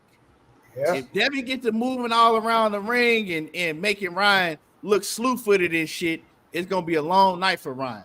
But if Ryan, he can cut off that ring, if he can use his jab. And one thing about Ryan that people don't talk about is Ryan has very, very quick reflexes. Even on defense, his reflexes are very quick. Like Ryan know how to, he know how to hop in, and he know how to jump in range real fast and hop out of range on defense real fast, right? So Ryan just ain't no big lanky tall motherfucker that's slow on his feet. Like he don't have the angle, he don't use angles and things that you see Vasil Lomachenko and Frank Martin and things like that, right? He don't use, but he's fast on his feet, right? He like with his quickness, he know how to jump in range and jump out of range fast. And so this ain't gonna look nothing like the Regis Prograis fight. So for all the Devin Haney addicts that think this gonna look like the Prograis fight, it's not gonna look like the Prograis fight. Now, do I edge Devin a little bit in this fight? I may, because Devin do have the better boxing ability, right? But Ryan is dangerous. And you know what I'm saying? Ryan is dangerous. And what is Devin going to be able to do if Ryan closed that distance and Ryan is getting off on him? So, man, it's just like real talk money. It's kind of a 50-50 fight to me. It's a very hard fight to pick. I wouldn't put no money on this fight. Huh? That talk, I'm trying to tell you, bro. I agree 120% with you, Keith. 120%, bro. On the simple fact of, I tell people all the time, right? They look at Ryan and say, oh, we're Ryan and shit with a Instagram fight. No, bro. Ryan does what he does that keep him at the top with them dudes. And Keith, not only that, him and Devin got history, bro. So people can say, yeah, it's just the amateurs all you want to, but at the same time, you still know this dude, fam. You know him, you know his tendencies, you know some of the shit he like to do, you know his stance, right? And Keith, what they always say, you got to hit the motherfucker on the chin, right? I tell them every time, bro, Ryan got some of the best counter-punching ability out there, bro, because he got the fast hands. And he don't aim for the chin, Keith. He aim for your temple, bro. Ryan aim for the top of your motherfucking head. That's something Sugar Ray Leonard always did, fam. Sugar Ray Leonard ain't for the top of your head, bro. Because like you say, I'll beat your fucking head in, fam. Like hit somebody on that equilibrium, you knock the ass off. You knock everything off, bro. And Ryan got that throwaway jab and come back with that counter hook. That's his favorite punch, bro. And he set it up nicely. So you'll think he just jabbing, but he really throwing that motherfucker away to get you to reach so he can teach, fam. And Devin can fall suspect to that jab counter hook, bro. Because he coming in with his jab all the time. He bounce in, he bounce out. You know what I'm saying? So I'm with you, bro. I got it as a 50-50. People might just think we talking shit up here, fam. This is no hate on Devin Haney. Because I'm like Key. I favor him to win the fight. I do edge him a little bit to win the fight. But I know what Ryan Garcia is. I know Ryan Garcia is a dangerous fucking fighter. What we say, Key, speed and power is a blessing. If you blessed with speed and power, bro, you halfway there. That's just real shit. If you can learn all the other attributes and things of that nature, then you can become a monster. But it's a lot of people out here that don't have speed. There's a lot of people out here that don't have power. You got to be blessed with power. You can't learn power, bro. I don't give a fuck how many weights you lift. I don't give a fuck how much they teach you to punch. You cannot teach power, and you can't teach speed. Yeah, and Ryan got both of them. He know how to use it real well. So, and Devin, he got a good job. Is like I say, his legs is his defense. If you can slow Devin down and force Devin to sit down and fight, bro, you can hit him. You know what I'm saying? That Regis Progress shit. Shouts out to Regis. I fuck with him, but that shit wasn't like he wasn't on point. Ryan Garcia is gonna be on point. He young. And, you know, he vibing, bro. And don't forget about this, Keith. Ryan was hitting Tank ass in that fight. And Tank was moving. You know what I'm saying? And he a fast motherfucker. So I ain't counting Ryan out, bro. I edged Devin, but I can see Ryan catching his ass and hurting him, bro. When studying Ryan, right, the type of fighters that Ryan have problems with is short fighters that move a lot, right? And now Devin ain't no short fighter. See, Ryan, what he does, like you said, is he aimed for the temple. So when he was fighting, if you go back and watch Ryan when he was fighting Tank, he kept throwing them hooks, but Tank is short. So Tank was just ducking down up under the shit and coming up, right? And you can do that if you're a short fighter like Gervonta Davis, right? And I've seen Ryan fight the other short fighter, what was it, Emmanuel Tagle or something? And he was doing the same shit against Emmanuel Tagle because he was a short fighter. Ryan aiming for his temple when he should have been aiming, you know, at chest level. He should have been aiming at the chest level. He aiming at his temple, and he's missing every time. Well, you don't got to worry about that with Devin because Devin's he tall. Devin is gonna stay on the outside and try to outbox Ryan, of course. It's so. Man, when I look at the fight, it's going to either go, if Ryan wins, he going to have to knock out Devin. If Devin win, Devin going to outbox him. You know what I'm saying? Both things can happen. Ryan can knock Devin ass out, and Devin can definitely outbox Ryan. You know what I'm saying? It just, hey, but we know sometimes Devin like to fight.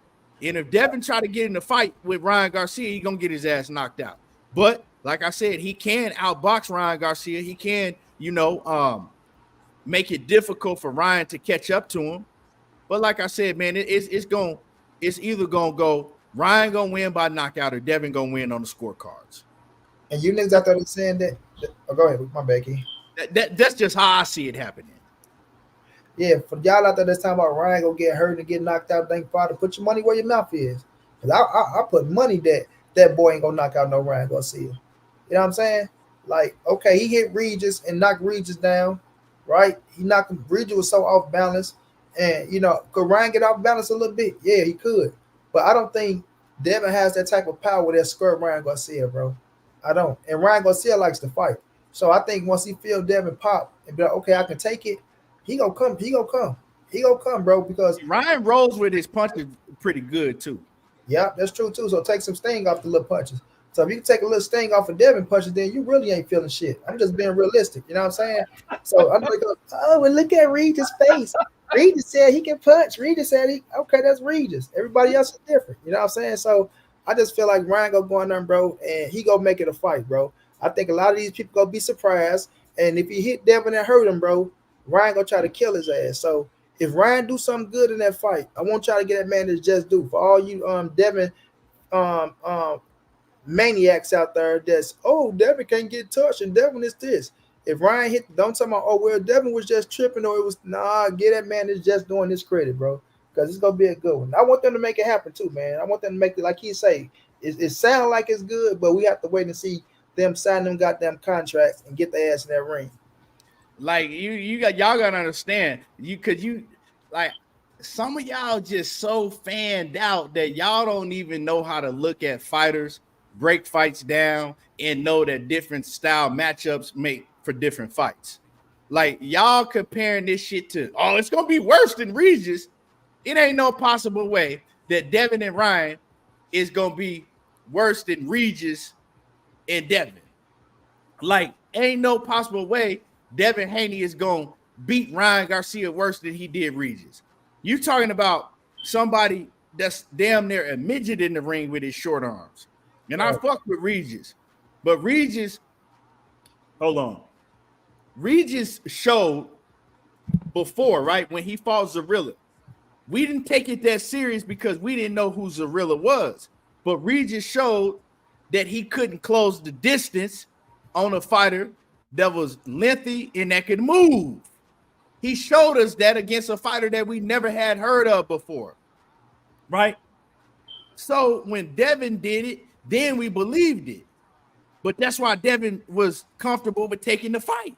That's why Devin was so confident in the build up to the fight with Regis, because he already had seen Regis fight somebody that wasn't on his level that was able to do the things that he wanted to do to Regis. And it turned out just like they thought it would, you know?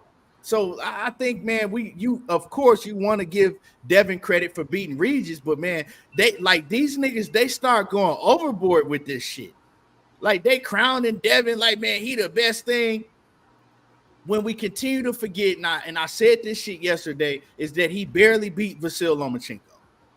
Barely edged out a victory against Lomachenko, but he had one fight against Regis, and now this motherfucker is goddamn Floyd Mayweather, a second coming of Floyd Mayweather, and Pernell Whitaker and Oscar De La Hoya combined.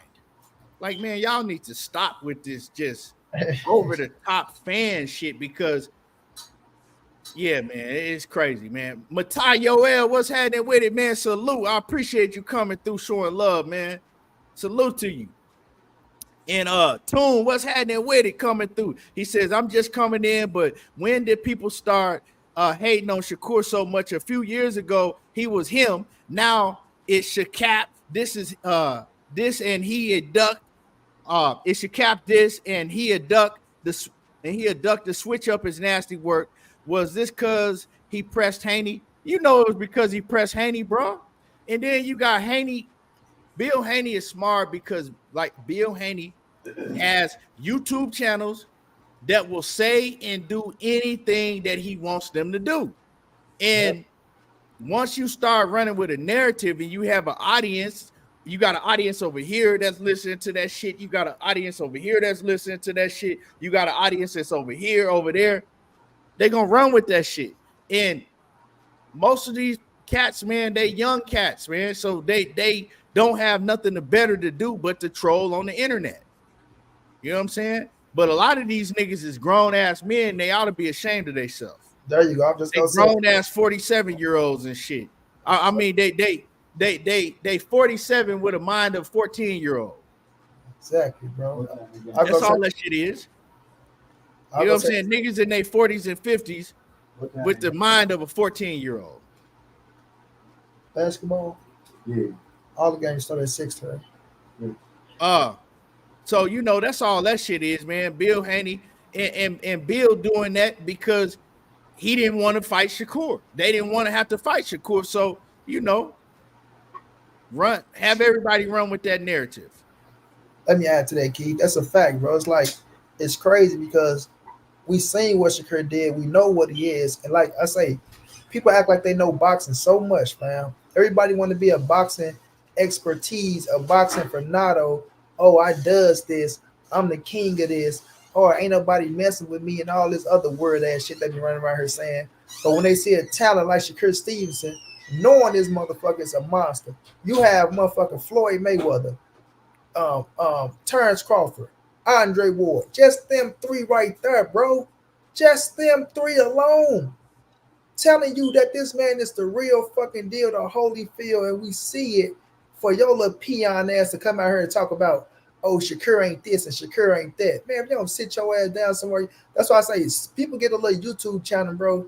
Get a little few people following them, things of that nature, and start just going crazy, acting like they don't know what the fuck they looking at now. You know what I'm saying?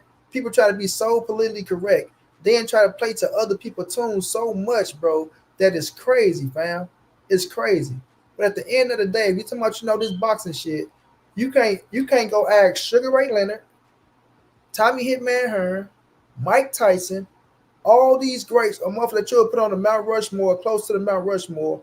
I bet you if you ask them about Shakur Stevenson, they tell you that Shakur Stevenson is a fucking monster animal and that he's one of the best fighters in the world right now today on a pound for pound list. And it's going to take a special motherfucker to beat him for you to have a motherfucker just sitting on YouTube, sitting at home, thinking they know boxing to tell you that he ain't shit. Come on, man, cut it out, fam. The truth of the matter is, like you say, bro, they mad at Shakur now because he pressed Devin Haney motherfucking ass and he exposed some shit on their ass. And they don't like it because Bill sprinkling that little magic dust that get these niggas assholes wet and make these hoes grow nuts out here. So, it's crazy, bro.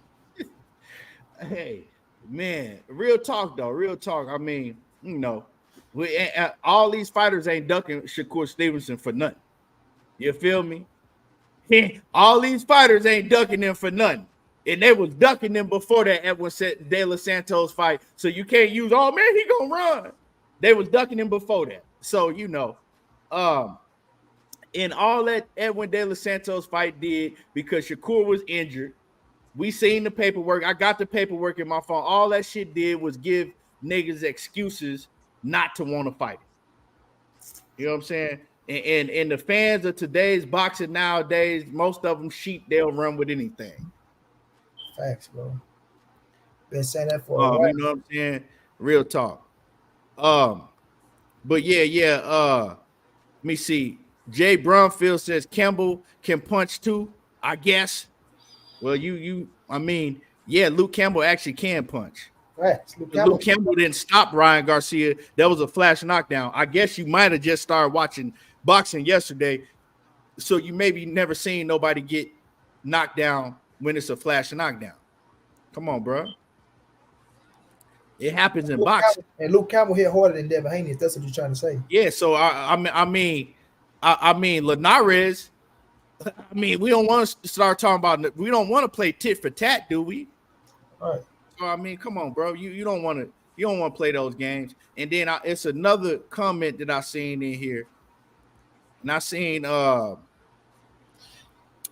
dudes say Shakur had 25% right in his face. 25% of what?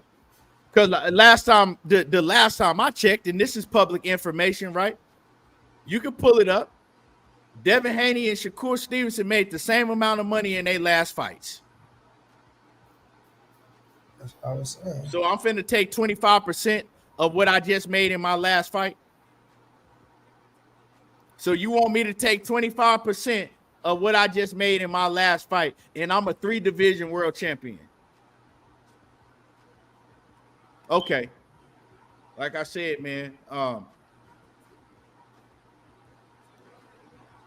some of y'all don't need to talk. Exactly, bro. Some of y'all just need to leave certain situations alone. You know what I'm saying? Some of y'all just need to leave certain situations alone, right?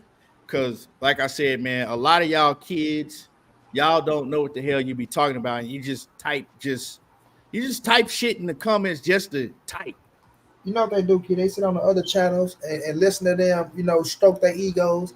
They take that shit that they be saying and try to come bring it and run with it and go get their ass ate up over this way. Right. And then he like, oh, he don't put nobody in seats. Well, the last time, well, it's funny because when they put the paperwork into the WBC, that paperwork showed that Shakur Stevenson was actually selling more than Devin did. Should I read it? Because I keep it on hand. Yeah. Read it for him. You know what I'm saying? Give him a little straightening. Because he like to talk a lot. Give him a little straightening. Mr. Sir, check this out. Shakur Stevenson has consistently drawn among the best ratings on linear television of any professional boxer in the sport. Pointing out Dubbin, for instance, when Mr. Stevenson fought Oscar Valdez on April 30th, 2022, he drew 1,166,000 viewers on ESPN. Moreover, moreover, even against lesser known opponents, he has in every instance drawn a higher television rating than Mr. Haney. By way of example, when Mr. Stevenson fought Robinson Conceição, a virtually unknown boxer from Brazil, on September 23rd, 2022, he drew an average of 1,076,000 views. The very next month, Haney fought well-known unified champion George Kambosos and drew an average of 945,000 viewers. Mr. Haney's next fight drew even lesser, averaging 923,000 viewers. Dubbin continued, another compelling metric of market value is ticket sales. Mr. Stevenson has consistently been a draw at the gates, regardless of the opponent. Right? Now, yeah. So I mean, but what you read, you just made all that up, money, right? That's what he'll say. But anyway, man, quit talking to me, man. I ain't got nothing else to say to you, bro. But anyway, moving along, man. Moving along. What you think about Shakur, man? And you know, did you know about all that? I was on woke show last night when I heard they said that he was retiring and shit like that. But like I was saying, bro, you know how that go. You get frustrated with the sport. Yeah. You know, like he came on your channel and showed people that he was injured. Showed people he was injured. Showed the paperwork. And motherfuckers still discredit and cry like little girls. So it's like, okay, I can't get these cats in the ring. Then, you know what I mean? I go out here and do this. They cry like little girls. So it's like, you know, he just frustrated with the sport. I think he, you know, he too talented. It's too much money out there. You got a family. So he will be back in the ring, bro. I just think it's just frustration, you know, with the people, and we're trying to get the big fights. You know what I'm saying? That's what happened in the sport when you're that damn good. And you know what I'm saying? We at now in this stage where it's all about the money and the biz and so forth. So, you know, you got to take the good with the bad. So, you know, it's gonna be like this, but it ain't gonna be like this forever. So just continue to keep your head down, go whoop their ass, prove to them who you really is, and a big spike will fall, you know, in his hands when it's supposed to fall in his hands.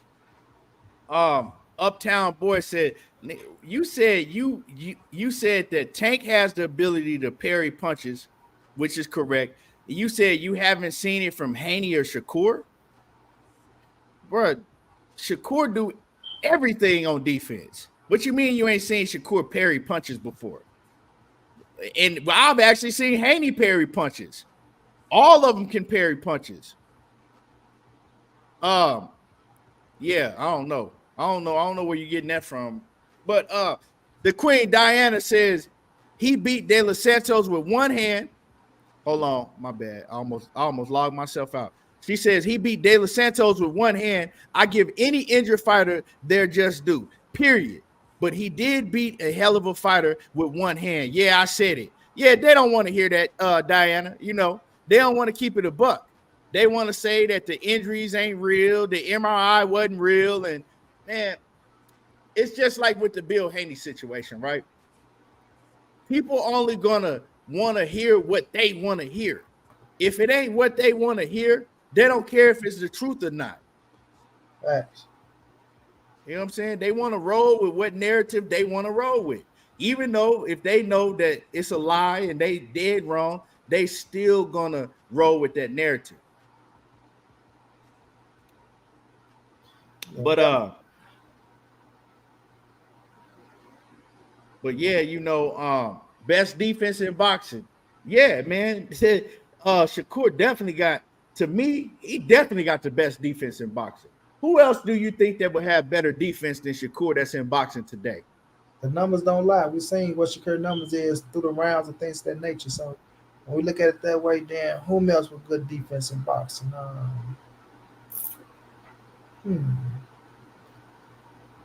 I don't see nobody with the defense of Shakur in the game. Like, I don't see it.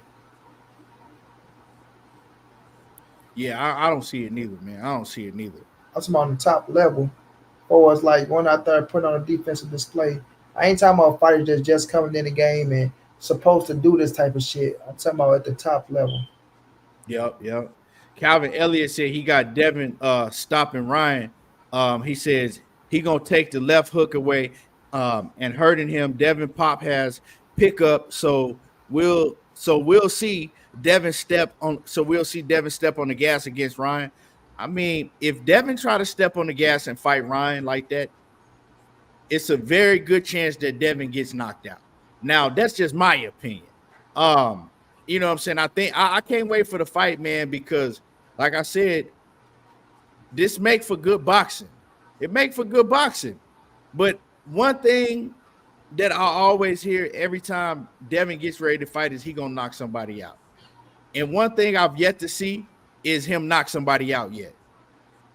So I mean, hey, if y'all gonna roll with that Devin is gonna knock Ryan out if they fight, hey, you know, let's see it. I highly doubt it.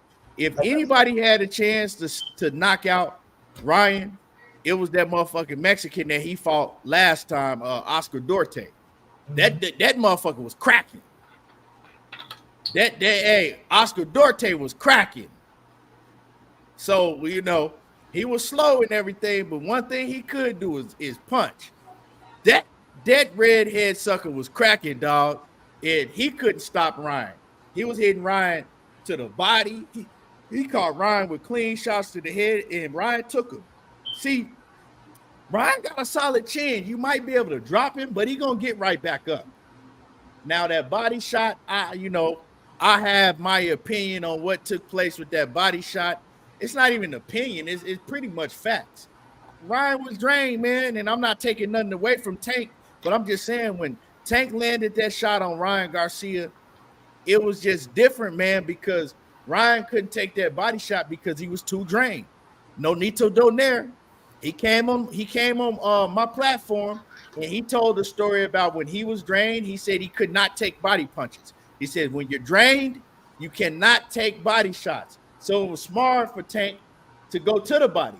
But what we saw in the Oscar Duarte fight, he went to the body and he landed way harder body shots than Tank did. And Ryan told you he did. Ryan was like, that motherfucker was hitting me way harder.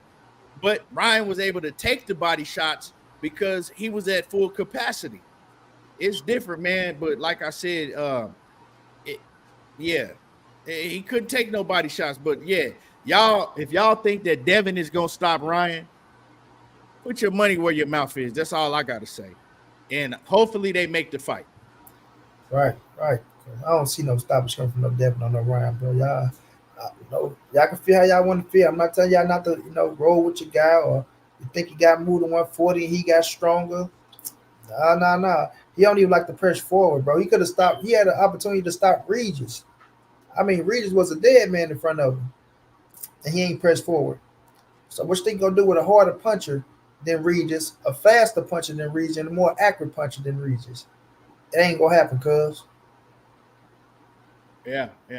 Mr. Blue says you don't think Ryan wanted to fight anymore in the Tank fight. Nah, he didn't. Once he felt that body shot, he told you. He said he knew if he would have got up, he says Tank would have rushed him and it would have been bad. He ain't. I mean, it ain't like he didn't say that. He didn't deny it. Yeah, he was hurt.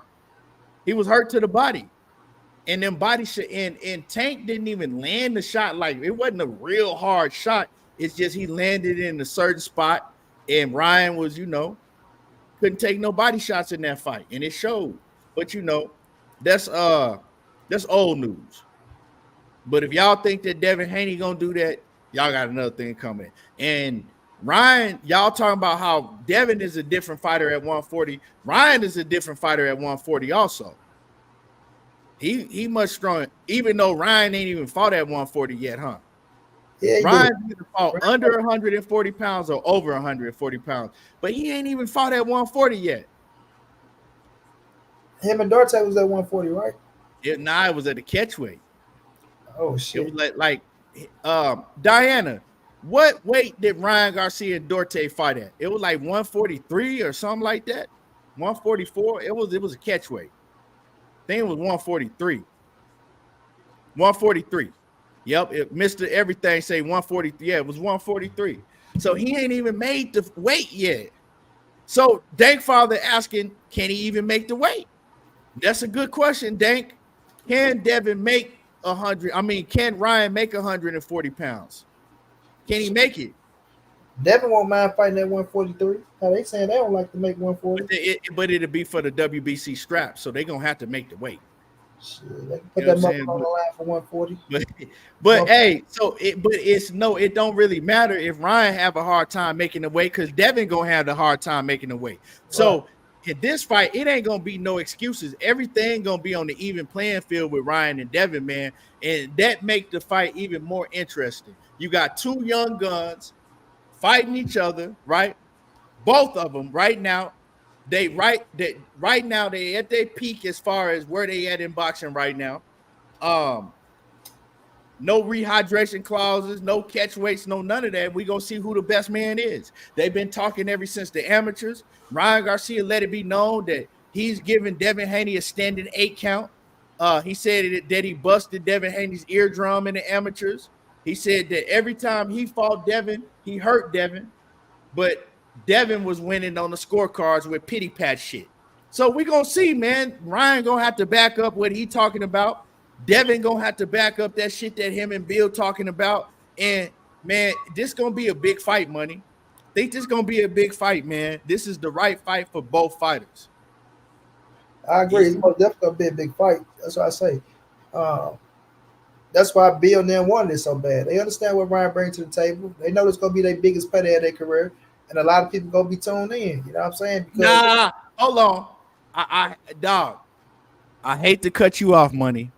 If what Calvin Elliott just said is true, look what he said, dog.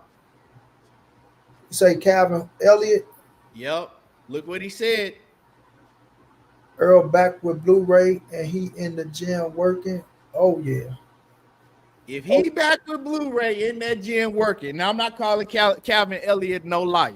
I just didn't know that. If he went Blu-ray working, that means that Errol Spence is serious.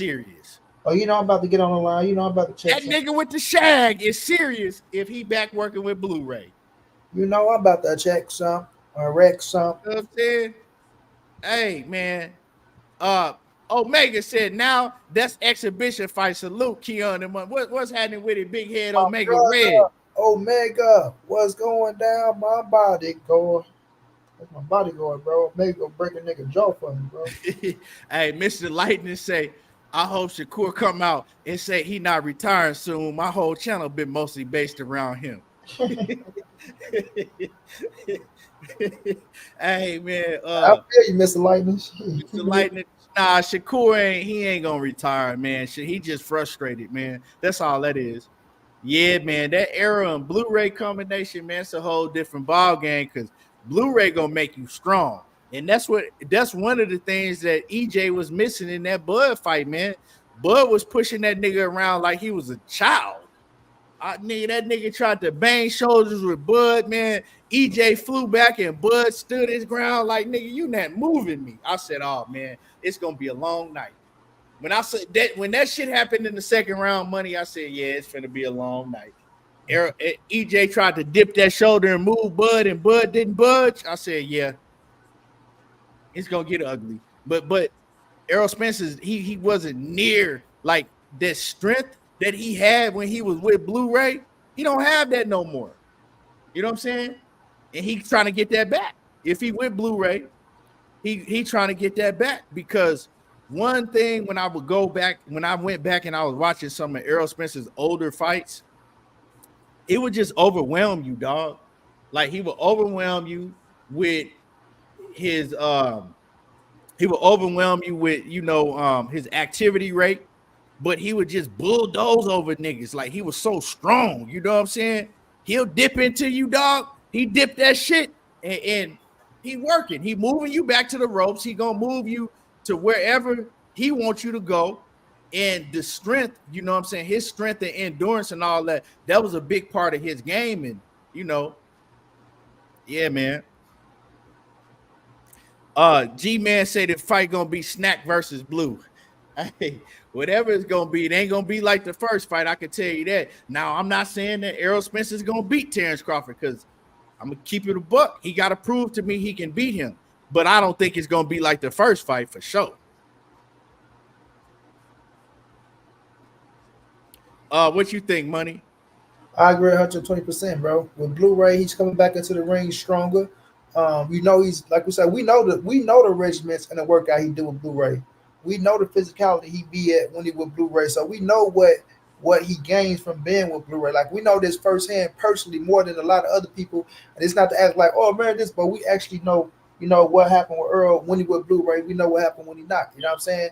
And not saying he still ain't good without Blu-ray, but we just know the situation. So if he with Blu-ray, like no shape, form, or fashion, as I'm saying, go get the Earl Spence that fought Kell Brook. Because we know, the situation that happened to him, all that shit take a toll on you. But we will get a way better Earl Spence than July 29th of 2023. I promise y'all that shit. I promise you that. And I promise you that Turnbull Crawford gonna have his hands filled. And if you win, it's gonna be a hard fought as victory. You know what I'm saying? So just to see him back in the gym, taking it serious 120%, fuck social media, giving us a little bit on social media, but accepting it. Like the first thing a fighter have to do is accept the loss and be okay with it to get yourself back in the spirit to where you know what you can do and when you at your best how you compete. Instead of having it on your mind while you going in there mad and frustrated, trying to do some shit and forcing some shit, and you find yourself getting fucked off even worse than the first time. You know what I mean? So I just feel like, Earl, he took his time off to accept it. Whenever you can laugh about getting your ass beat and tell people this, that, and the third, and let us know that, look, I was waiting on a troll to knock his ass out. If he said anything about me losing to Terrence Crawford, it was on his heart heavy. So now, he's back in the gym. I took an L. It happened to the most of us, right? We ain't gonna say the most, to the best of us, right? It's a lot of Hall of Fame motherfuckers on the Mount Rushmore that took their losses like a man, but they bounced back and redeemed themselves and got that victory and went into a trilogy or a fourth fight. So, just about him putting in the hard work, putting in the grind, understanding what it takes, and, being ready, bro, being ready for the moment. I feel like this time around, like you say, Key, he have to show me that he can beat Terrence Crawford because I'm riding with Earl 100%. I got him winning. I ain't never going against him, never in life. You know what I'm saying? So I'm going to go down with the ship, right, and all that shit. But, he still got to prove to us that he can do it because, the last fight, you can only go for your last fight. And Bud did his little thing in the ring, got EJ, but we know it wasn't the best EJ. You know what I'm saying? So no excuses, shit like that. Because as soon as you say that, oh, man, here y'all go, man. It ain't never good enough, man. Y'all said, but, we just know what it is, fam. So I'm going to do my little research. I'm going to hit Blu-ray up and see if this thing is true or not, things like that. And if it's true, then, you know what I mean, Bud got his hands full. Yeah, most definitely. Most definitely, man. And I touched on earlier, you wasn't in here, Money. I think you was getting your computer, situated. But I touched on like all these lying rumors about, saying that, oh man, Terrence Crawford gonna fight Canelo in September. Terrence Crawford not fighting no Canelo without giving EJ his rematch. You know what I'm saying? Straight up and down. Al Heyman is running shit. Terrence Crawford, he still hasn't signed with the PBC. So yeah, no, they're not giving him that. Straight up and down. I keep telling people that, bro. He's not fighting. I would be surprised and shocked. And I really mean surprised and shocked if Terrence Crawford get a Canelo fight, bro. Like I say, especially without fighting Errol Spence first. You know what I mean? So it just comes down to the point of, they steady throwing it out there, bro. Oh man, Bud and Canelo at the end of the year. Bud and Canelo. Y'all can say that all y'all want to, man. Canelo said out his mouth, I don't gain nothing off fighting him, bro. I don't gain nothing. I get nothing off fighting that dude, fam. You know what I'm saying? So we know Bud is looking for, if he keep trying to fight Canelo, he's looking for the cash out fight. You know what I'm saying? That's what he's looking for. But you ain't gonna get it off Canelo, bro. It's just not gonna happen, man. You got too many people in line for Canelo Alvarez. And then like the ones that's screaming, oh yeah, Bud can do this. Yeah, we want to see Bud fight Canelo. We want to see Bud fight Canelo. Y'all the same motherfuckers that said he don't get no credit for beating Jamel Charlo. None. And Mel Charlo at 154 was an undisputed champion.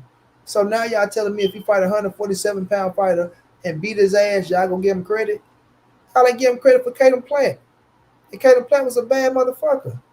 Y'all didn't give him credit for Callum Smith, Billy Joe Saunders. But now all of a sudden he fight a 147 pounder, right? Because y'all see Bud beat Earl, and now y'all just thinking Bud is motherfucking Jesus now, right? You know what I'm saying?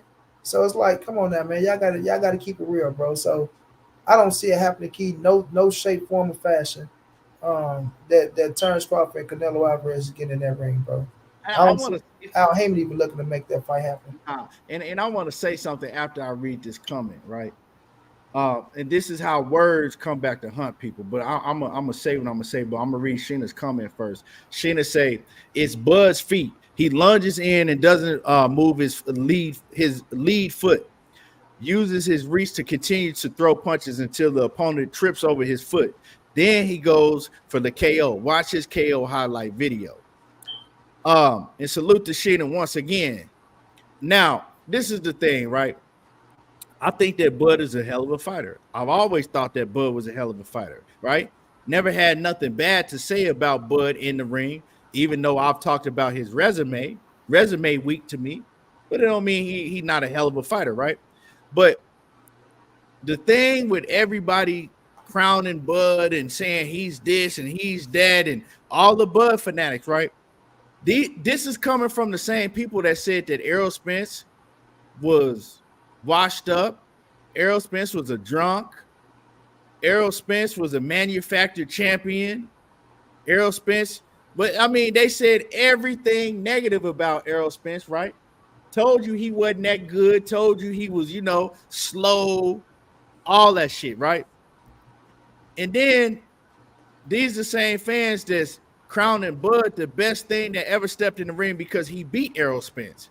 Well, if Errol Spence ain't that good and he's a manufactured champion and he's a drunk and he was washed up and all of that, why y'all want to give Bud so much credit for beating somebody that was a drunk and manufactured and all that? It makes no sense. So y'all got to make up your mind. Because in order to praise Bud Crawford and give him the praise that y'all are giving him, then he would have to beat somebody that was a monster, right? But y'all said Errol Spence wasn't that. Y'all went for 4 straight years talking about how Errol Spence wasn't that. Jeff Lacey 2.0 and all of that shit. So make it make sense. Now, once again, a lot of people can't comprehend when they hear something. I'm not saying that Bud ain't a hell of a fighter. Money thinks Bud is a hell of a fighter. We both think that he's a hell of a fighter. But like I said, you got to pick one. You can't say that he's the this and he's that and he's that and put him at the top of Mount Rushmore because he beat Errol Spence. But you said Errol Spence was basically, a fluke, a manufactured champion that they was putting in front of our face. So, it don't make no sense to me. Don't add up. Yeah, you know what I'm saying? Which one is it? No, that's a great point to make, bro. It's a great point to make. You feel me? But you still didn't see us take no credit away from Bud or his victory. He got there. He did his thing. Yeah, he did his thing. Out there, like you say, when we was already talking about Earl this and Earl that. Oh man, he ain't this, man. He's done. He washed up. He's a drunk. He don't do this. He don't do that. But now, what y'all gonna say? Right, because you can't continue to like it just they just, man, it's funny, right? It's funny to me, man, and they think that you forget like all the shit that they were saying. Barbara D, salute queen. She says I agree with everything. Yeah, I appreciate you. Sheena said Bud low key uses wrestling tactics. He's strong as hell. And one thing he will show you is that if you get in, get to tussling with him, 9 times out of 10, he gonna win that battle. That's why Errol Spence is realizing I need to really put in work. If he is with Blu-ray, like my man said he with Blu-ray, I got to do my research on that. Don't take me for my word, but my man Calvin Elliott said he back with Blu-ray. I gotta see it. I'm not saying that he's not. I just gotta go do my research and see if this is, if he really with Blu-ray. He know that if he was the Errol Spence, right? If he had the same strength that he did back when he was fighting Kell Brook and Lamont Peterson and them, then you would have seen him right on the same strength level with Bud. You know what I'm saying? But working with them little rinky-dink bands and shit, them workouts he was doing with them trainers he wasn't strong like that. And Bud showed that. All facts, Keith. Dank father say Blu-ray would have ran his mouth already.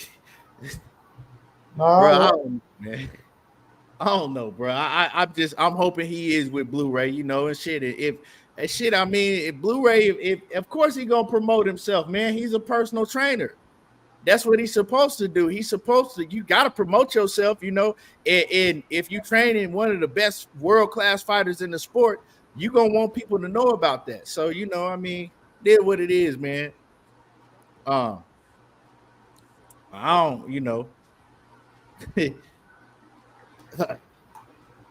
Kirk McCall say notifications definitely be tripping. Ain't even know you was live. Him abandoning the shag. Brian Francis says him abandoning the shag was like Samson chopping off his locks. Man, EJ didn't grew out the dreads now, so maybe he got his locks back. That shag, man, he was when he had that shag, man, he was effing shit up. Really. I saw that was that hungry boy. I'm talking about that was that early Boots run. You hear me? Like Boots doing niggas right now. That's when you're hungry trying to get it, boy. Yep. You putting in the work day in, day out. That's the interview I got of Earl when he talking about, well, you know what I'm saying? That early interview I got when that boy was hungry. I'm talking about hungry hippo, trying to eat everything and everybody and giving a damn who you is. But see, once you get to get them millions, shit changed with certain people. Yep. That shit changed with him for sure. Ronell Goodwin says, who do y'all want Tank to fight and how many pay-per-views do y'all think it'll do? Well, this is the thing. I want to see him fight Shakur or Devin next, but that's not going to happen, right? So realistically, if I'm looking at the landscape of the PBC, who I would want to see Tank fight, I want to see him fight Edwin De Los Santos. That's who I would want to see him fight. I don't think that's realistic neither. So, I don't know how much sense does that make. If not Edwin De Los Santos, I'll go with Frank Martin. Ryu would be the last one on my list. Ryu, because if I see him fight Ryu, although I got a lot of respect for Ryu, cool ass dude, and I'm a fan of Ryu. But I got to keep it real. That's the same fight that I've seen Gervonta Davis in time and time again every fight. Ryu's the same style fighter, so I don't need to see that again. So, I'll pick Edwin De Los Santos would be my first choice. Second choice would be Frank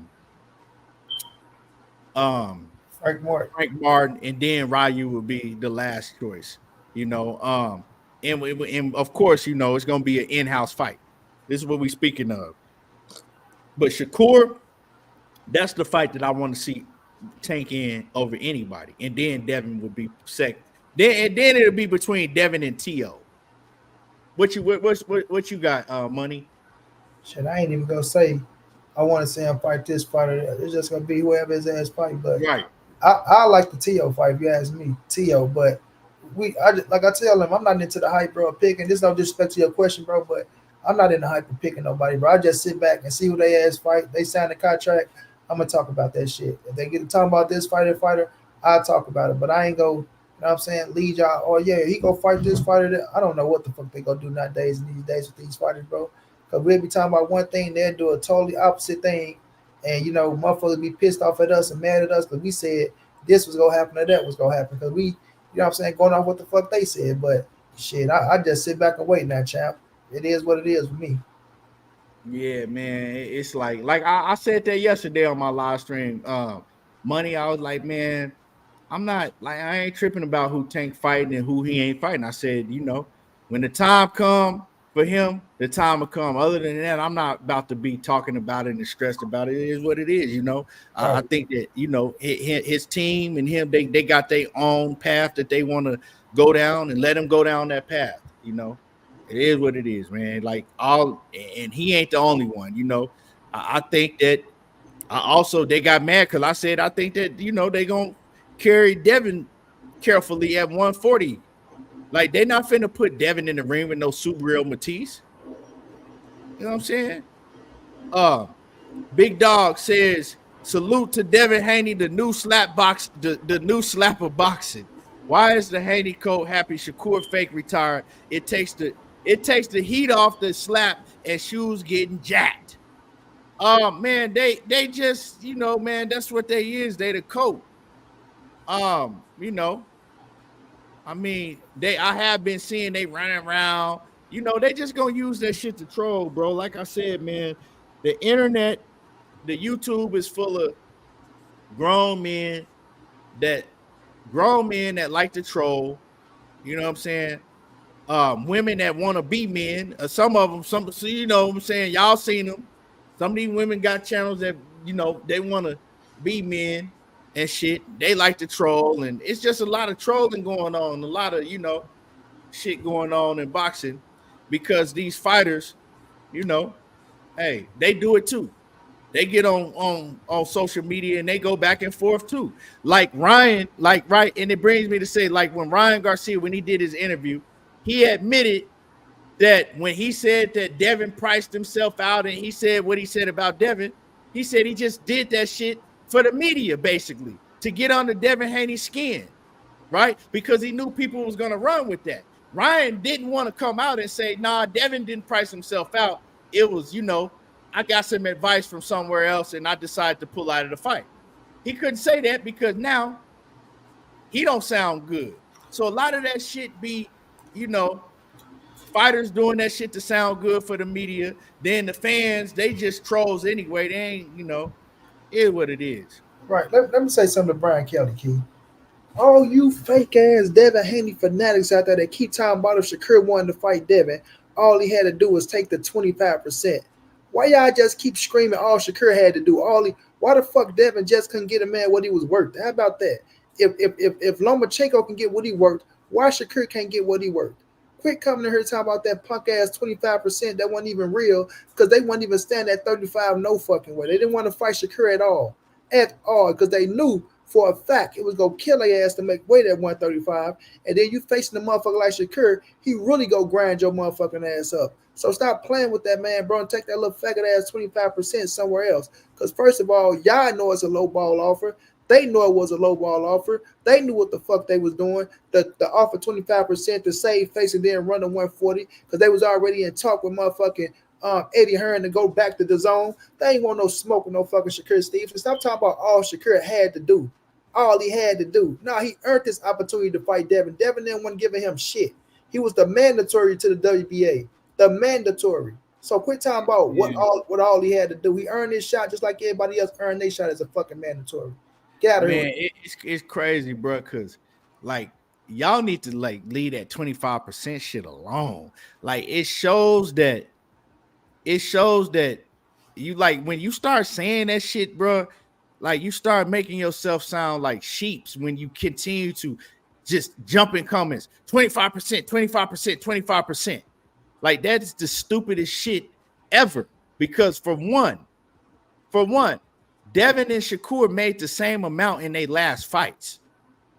So if you don't know 25% of what the number was, you continue to talk about 25%. It's like y'all just learn how to count and you want to let everybody know that you know how to count to 25. Like, it just sounds dumb as hell. They made the same amount of money they last fights. So if you wanted him to take 25%, what 25% of what? If you can answer me 25% of what, then we can have this conversation, but you can't even get past that. You just running around because you heard somebody else say the shit, and then you heard people spread it. Now, Only thing you can say is y'all hopping comments on everybody comments. If anybody talking about Shakur, he should have took to 25% with Devin. So did you want him to take 25% of what he made his last fight? Because once again, him and Devin made the same amount in their last fights. So did you want him to take 25% of what he just made his last fight against Edwin De Los Santos? Exactly. Shut up talking to me about that. Like, y'all are starting to be real weird, like some fucking infested roaches jumping in comments everywhere you go, talking about he should have just took the 25%. When, first of all, that shit wasn't even real. Devin told y'all. How many different ways does Devin have to tell y'all that he wasn't going to fight at 135 no more? He said it out of his mouth. And y'all continue to run around anytime somebody says Shakur Stevenson's name. He should have just took the 25%. So why would you take 25% of the $4 million that you just made? If you can make that make sense to me, then we could talk. That's the only number we can go off of. Shakur made $4 million his last fight.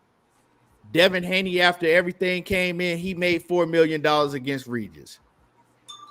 That's the only number we can go off of. We can say, okay, well, Devin, this is what he bringing in. So we have to do 25% of what number we know. And the number we know is 4 million. That's the number. Why would he fight Devin Haney for 25% of 4 million? Exactly. It's crazy, man. It's just like they just always just boxing, man. Boxing fans is crazy, man. It's just Atheist Ghostbuster says big proper to you and Money for keeping it 1,000 on Bill. I don't like him, but right is right. Exactly, man. I'm not finna come up here and lie and slander that. Cause see, what we could have did if we were some fake ass dudes, Money, we could have easily came up here and said, Bill Haney is snitch. We read the paperwork. It say plain and clear that he snitched in the paperwork and F him and we could have slandered his name, right? Uh-huh. And we got to reach, bro. People would have ran with that because the majority of the people, they wouldn't have took it upon themselves to go look at the paperwork and read through all of that shit. They just would have ran with it. And then it would have went from one person and then it would have been all over the internet and people would have believed what I said. But why would I do that? You know what I'm saying? When it comes to some serious shit, I don't even do that when it comes to boxing. I keep it a buck. You know, people just don't like it because I do keep it a buck. But you know, yeah, that's something that you don't do. You don't assassinate a man's character personally, you know, just because I don't have no problem with Bill. Like me and Money say, man, this shit is not personal. I report boxing how I report it. It's none of this shit is personal. And then not just that, we real street niggas, bro. Like we really been in street shit. Motherfucker have lost their life, jail time, all type of shit, like real time, like real situations, bro. When you come from the streets, like you really, really come from the streets, you know one thing you don't do. You don't put certain jackets on a man because they can get that man fucked up and it can most definitely get you fucked up out in the streets. You know what I'm saying? So it's like when shit like that go down, bro, like of course we was intrigued and listening to it and shit like that, reading the papers, laughing, joking. But at the end of the day, the facts are the facts, bro. When you reading paperwork, you must read paperwork correctly and give the proper assessment of what's going on in that paperwork, because people can take it and make whatever little nerve they want to make out of it. And we could have took it and twist some shit up and said, oh yeah, you know what, this and that, that's nah. But the reality of the fact is that man stood his ground, Bill stood his ground, the cousin was solid as fuck, you know what I'm saying? And we get nothing but respect where respect is due, fam. So when you got motherfuckers like that on your team, you know what I'm saying, you straight. And hopefully Bill is looking out for that cousin today with millions of dollars in his bank account now. Hopefully he's looking out for that cousin now, because that cousin is a solid ass cousin, bro. And it'd be hard. Bill still had to do the time. His cousin's solid as hell, but Bill still did have to do the time. And we went down together, and nigga, you know, I was willing to take the charge for the both, but they slapped both our ass with it. What can I do about it? You know what I'm saying? I told them that you ain't had shit to do with it, but they still caught our ass together. And they not stupid. They know we together. They know what. And not only that, like they said, the shit that it was wrapped up in, Bill had on the same shirt that the work was wrapped up in. So it's like it's a lot of shit that connected the dots. But at the end of the day, man, he ain't no snitch, bro. So nah, man, nah, you know what I'm saying, and you know, it is what it is, you know, shit. It is what it is, you know. He's not that. Don't put that jacket on him, and it's not personal. Like Bill Haney ain't done nothing to me. You know what I'm saying? I don't like y'all. Some of y'all take this shit too personal, right? Bill Haney, he ain't done nothing to me. Like, you know, I'll get on here and tell you that him and Devin be lying their ass off in a minute. right. It ain't personal. You know what I'm talking about? It's not personal, bro. This is all supposed to be entertainment to us. A lot of us get, you know, I don't know, too serious with this shit. Game Time Future. I don't watch that dude, bro. So whatever he's saying over there on his channel, I don't, you know, I don't watch him.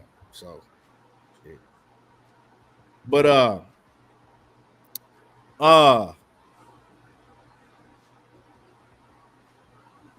but yeah, man. I ain't gonna lie, I was reading some of that shit and it was funny because when I'm reading it and then they saying what Bill was saying and I'm hearing Bill's voice in my head, it's like, man, this is exactly some shit Bill would say. Oh, that nigga Bill rap some. I ain't gonna get into it though, you know. But it was, you know, I'm glad I didn't read what I thought I was gonna read. Like I was proud, like when I went, because I ain't gonna lie, man. I ain't gonna lie, you know. I thought I was gonna read what they was accusing him of. Yeah. And you know, and when I didn't get what I thought I was gonna read, I was actually proud. Like I was happy. I didn't want to hear that shit, dog. I didn't want to, but you know, by the way that people were saying, you know, in the chat and saying, I was like, man, I'm about to read some bad shit. But it wasn't the case, man. And I'm glad I didn't have to read nothing like that on Bill. Because man, like why would I want to a lot? And that's what I got from a lot of people that was still calling him a snitch after we told y'all what was in the paperwork. I got out of a lot of people that they just wanted him to be, you know what I'm saying? They wanted to hear that shit. They wanted him to be a snitch, bro. And wasn't the case, man. But yeah. But yeah, I appreciate everybody that came through, man. Give me your last words, Money. Man, appreciate everybody that came through, man. It's all love. You know what I'm saying? I had to come and show my bro some love. Sorry I missed the early questions. I did want to touch on a few of them things, but I had to switch the computer up and you know, get the things together because, you know, the other one was tripping. But I might be going live tonight, y'all. So y'all check on Monty Brown TV tonight at 9 p.m. I'm trying to get this interview going with Frank Morton, y'all. So I'm working on it. We're going to see how it play out. If he pop on or not, you know, ask him a few questions about the tank situation and shit like that. But if not, then, you know, we just go talk about the sport of boxing, what's going forward and things like that, man. So y'all continue to show my brother Keith some love. Continue to show me some love, man. And we're going to keep grinding and shining for y'all, bro. To the haters, what's up in the background? We know y'all back there, man. Yes, sir. What you was looking for? Yeah. Yeah, man. Everybody that came through, salute to everybody. I appreciate everybody that came through the building. And Mr. Holmes, no, the answer is once again is no, he didn't rat on nobody. But yeah, sports predictions, Diana Queen in the building, Sheena, Queen Sheena in the building, PLG Ski, everybody that came through, show love, my man Big Dog Willie, and everybody in the building. I appreciate y'all for coming through. Make sure that y'all smash that like button on your way out the door if y'all ain't hit the like button yet. And y'all already know how I do, man. There you go, talking that boxing again, and we gone. I appreciate y'all.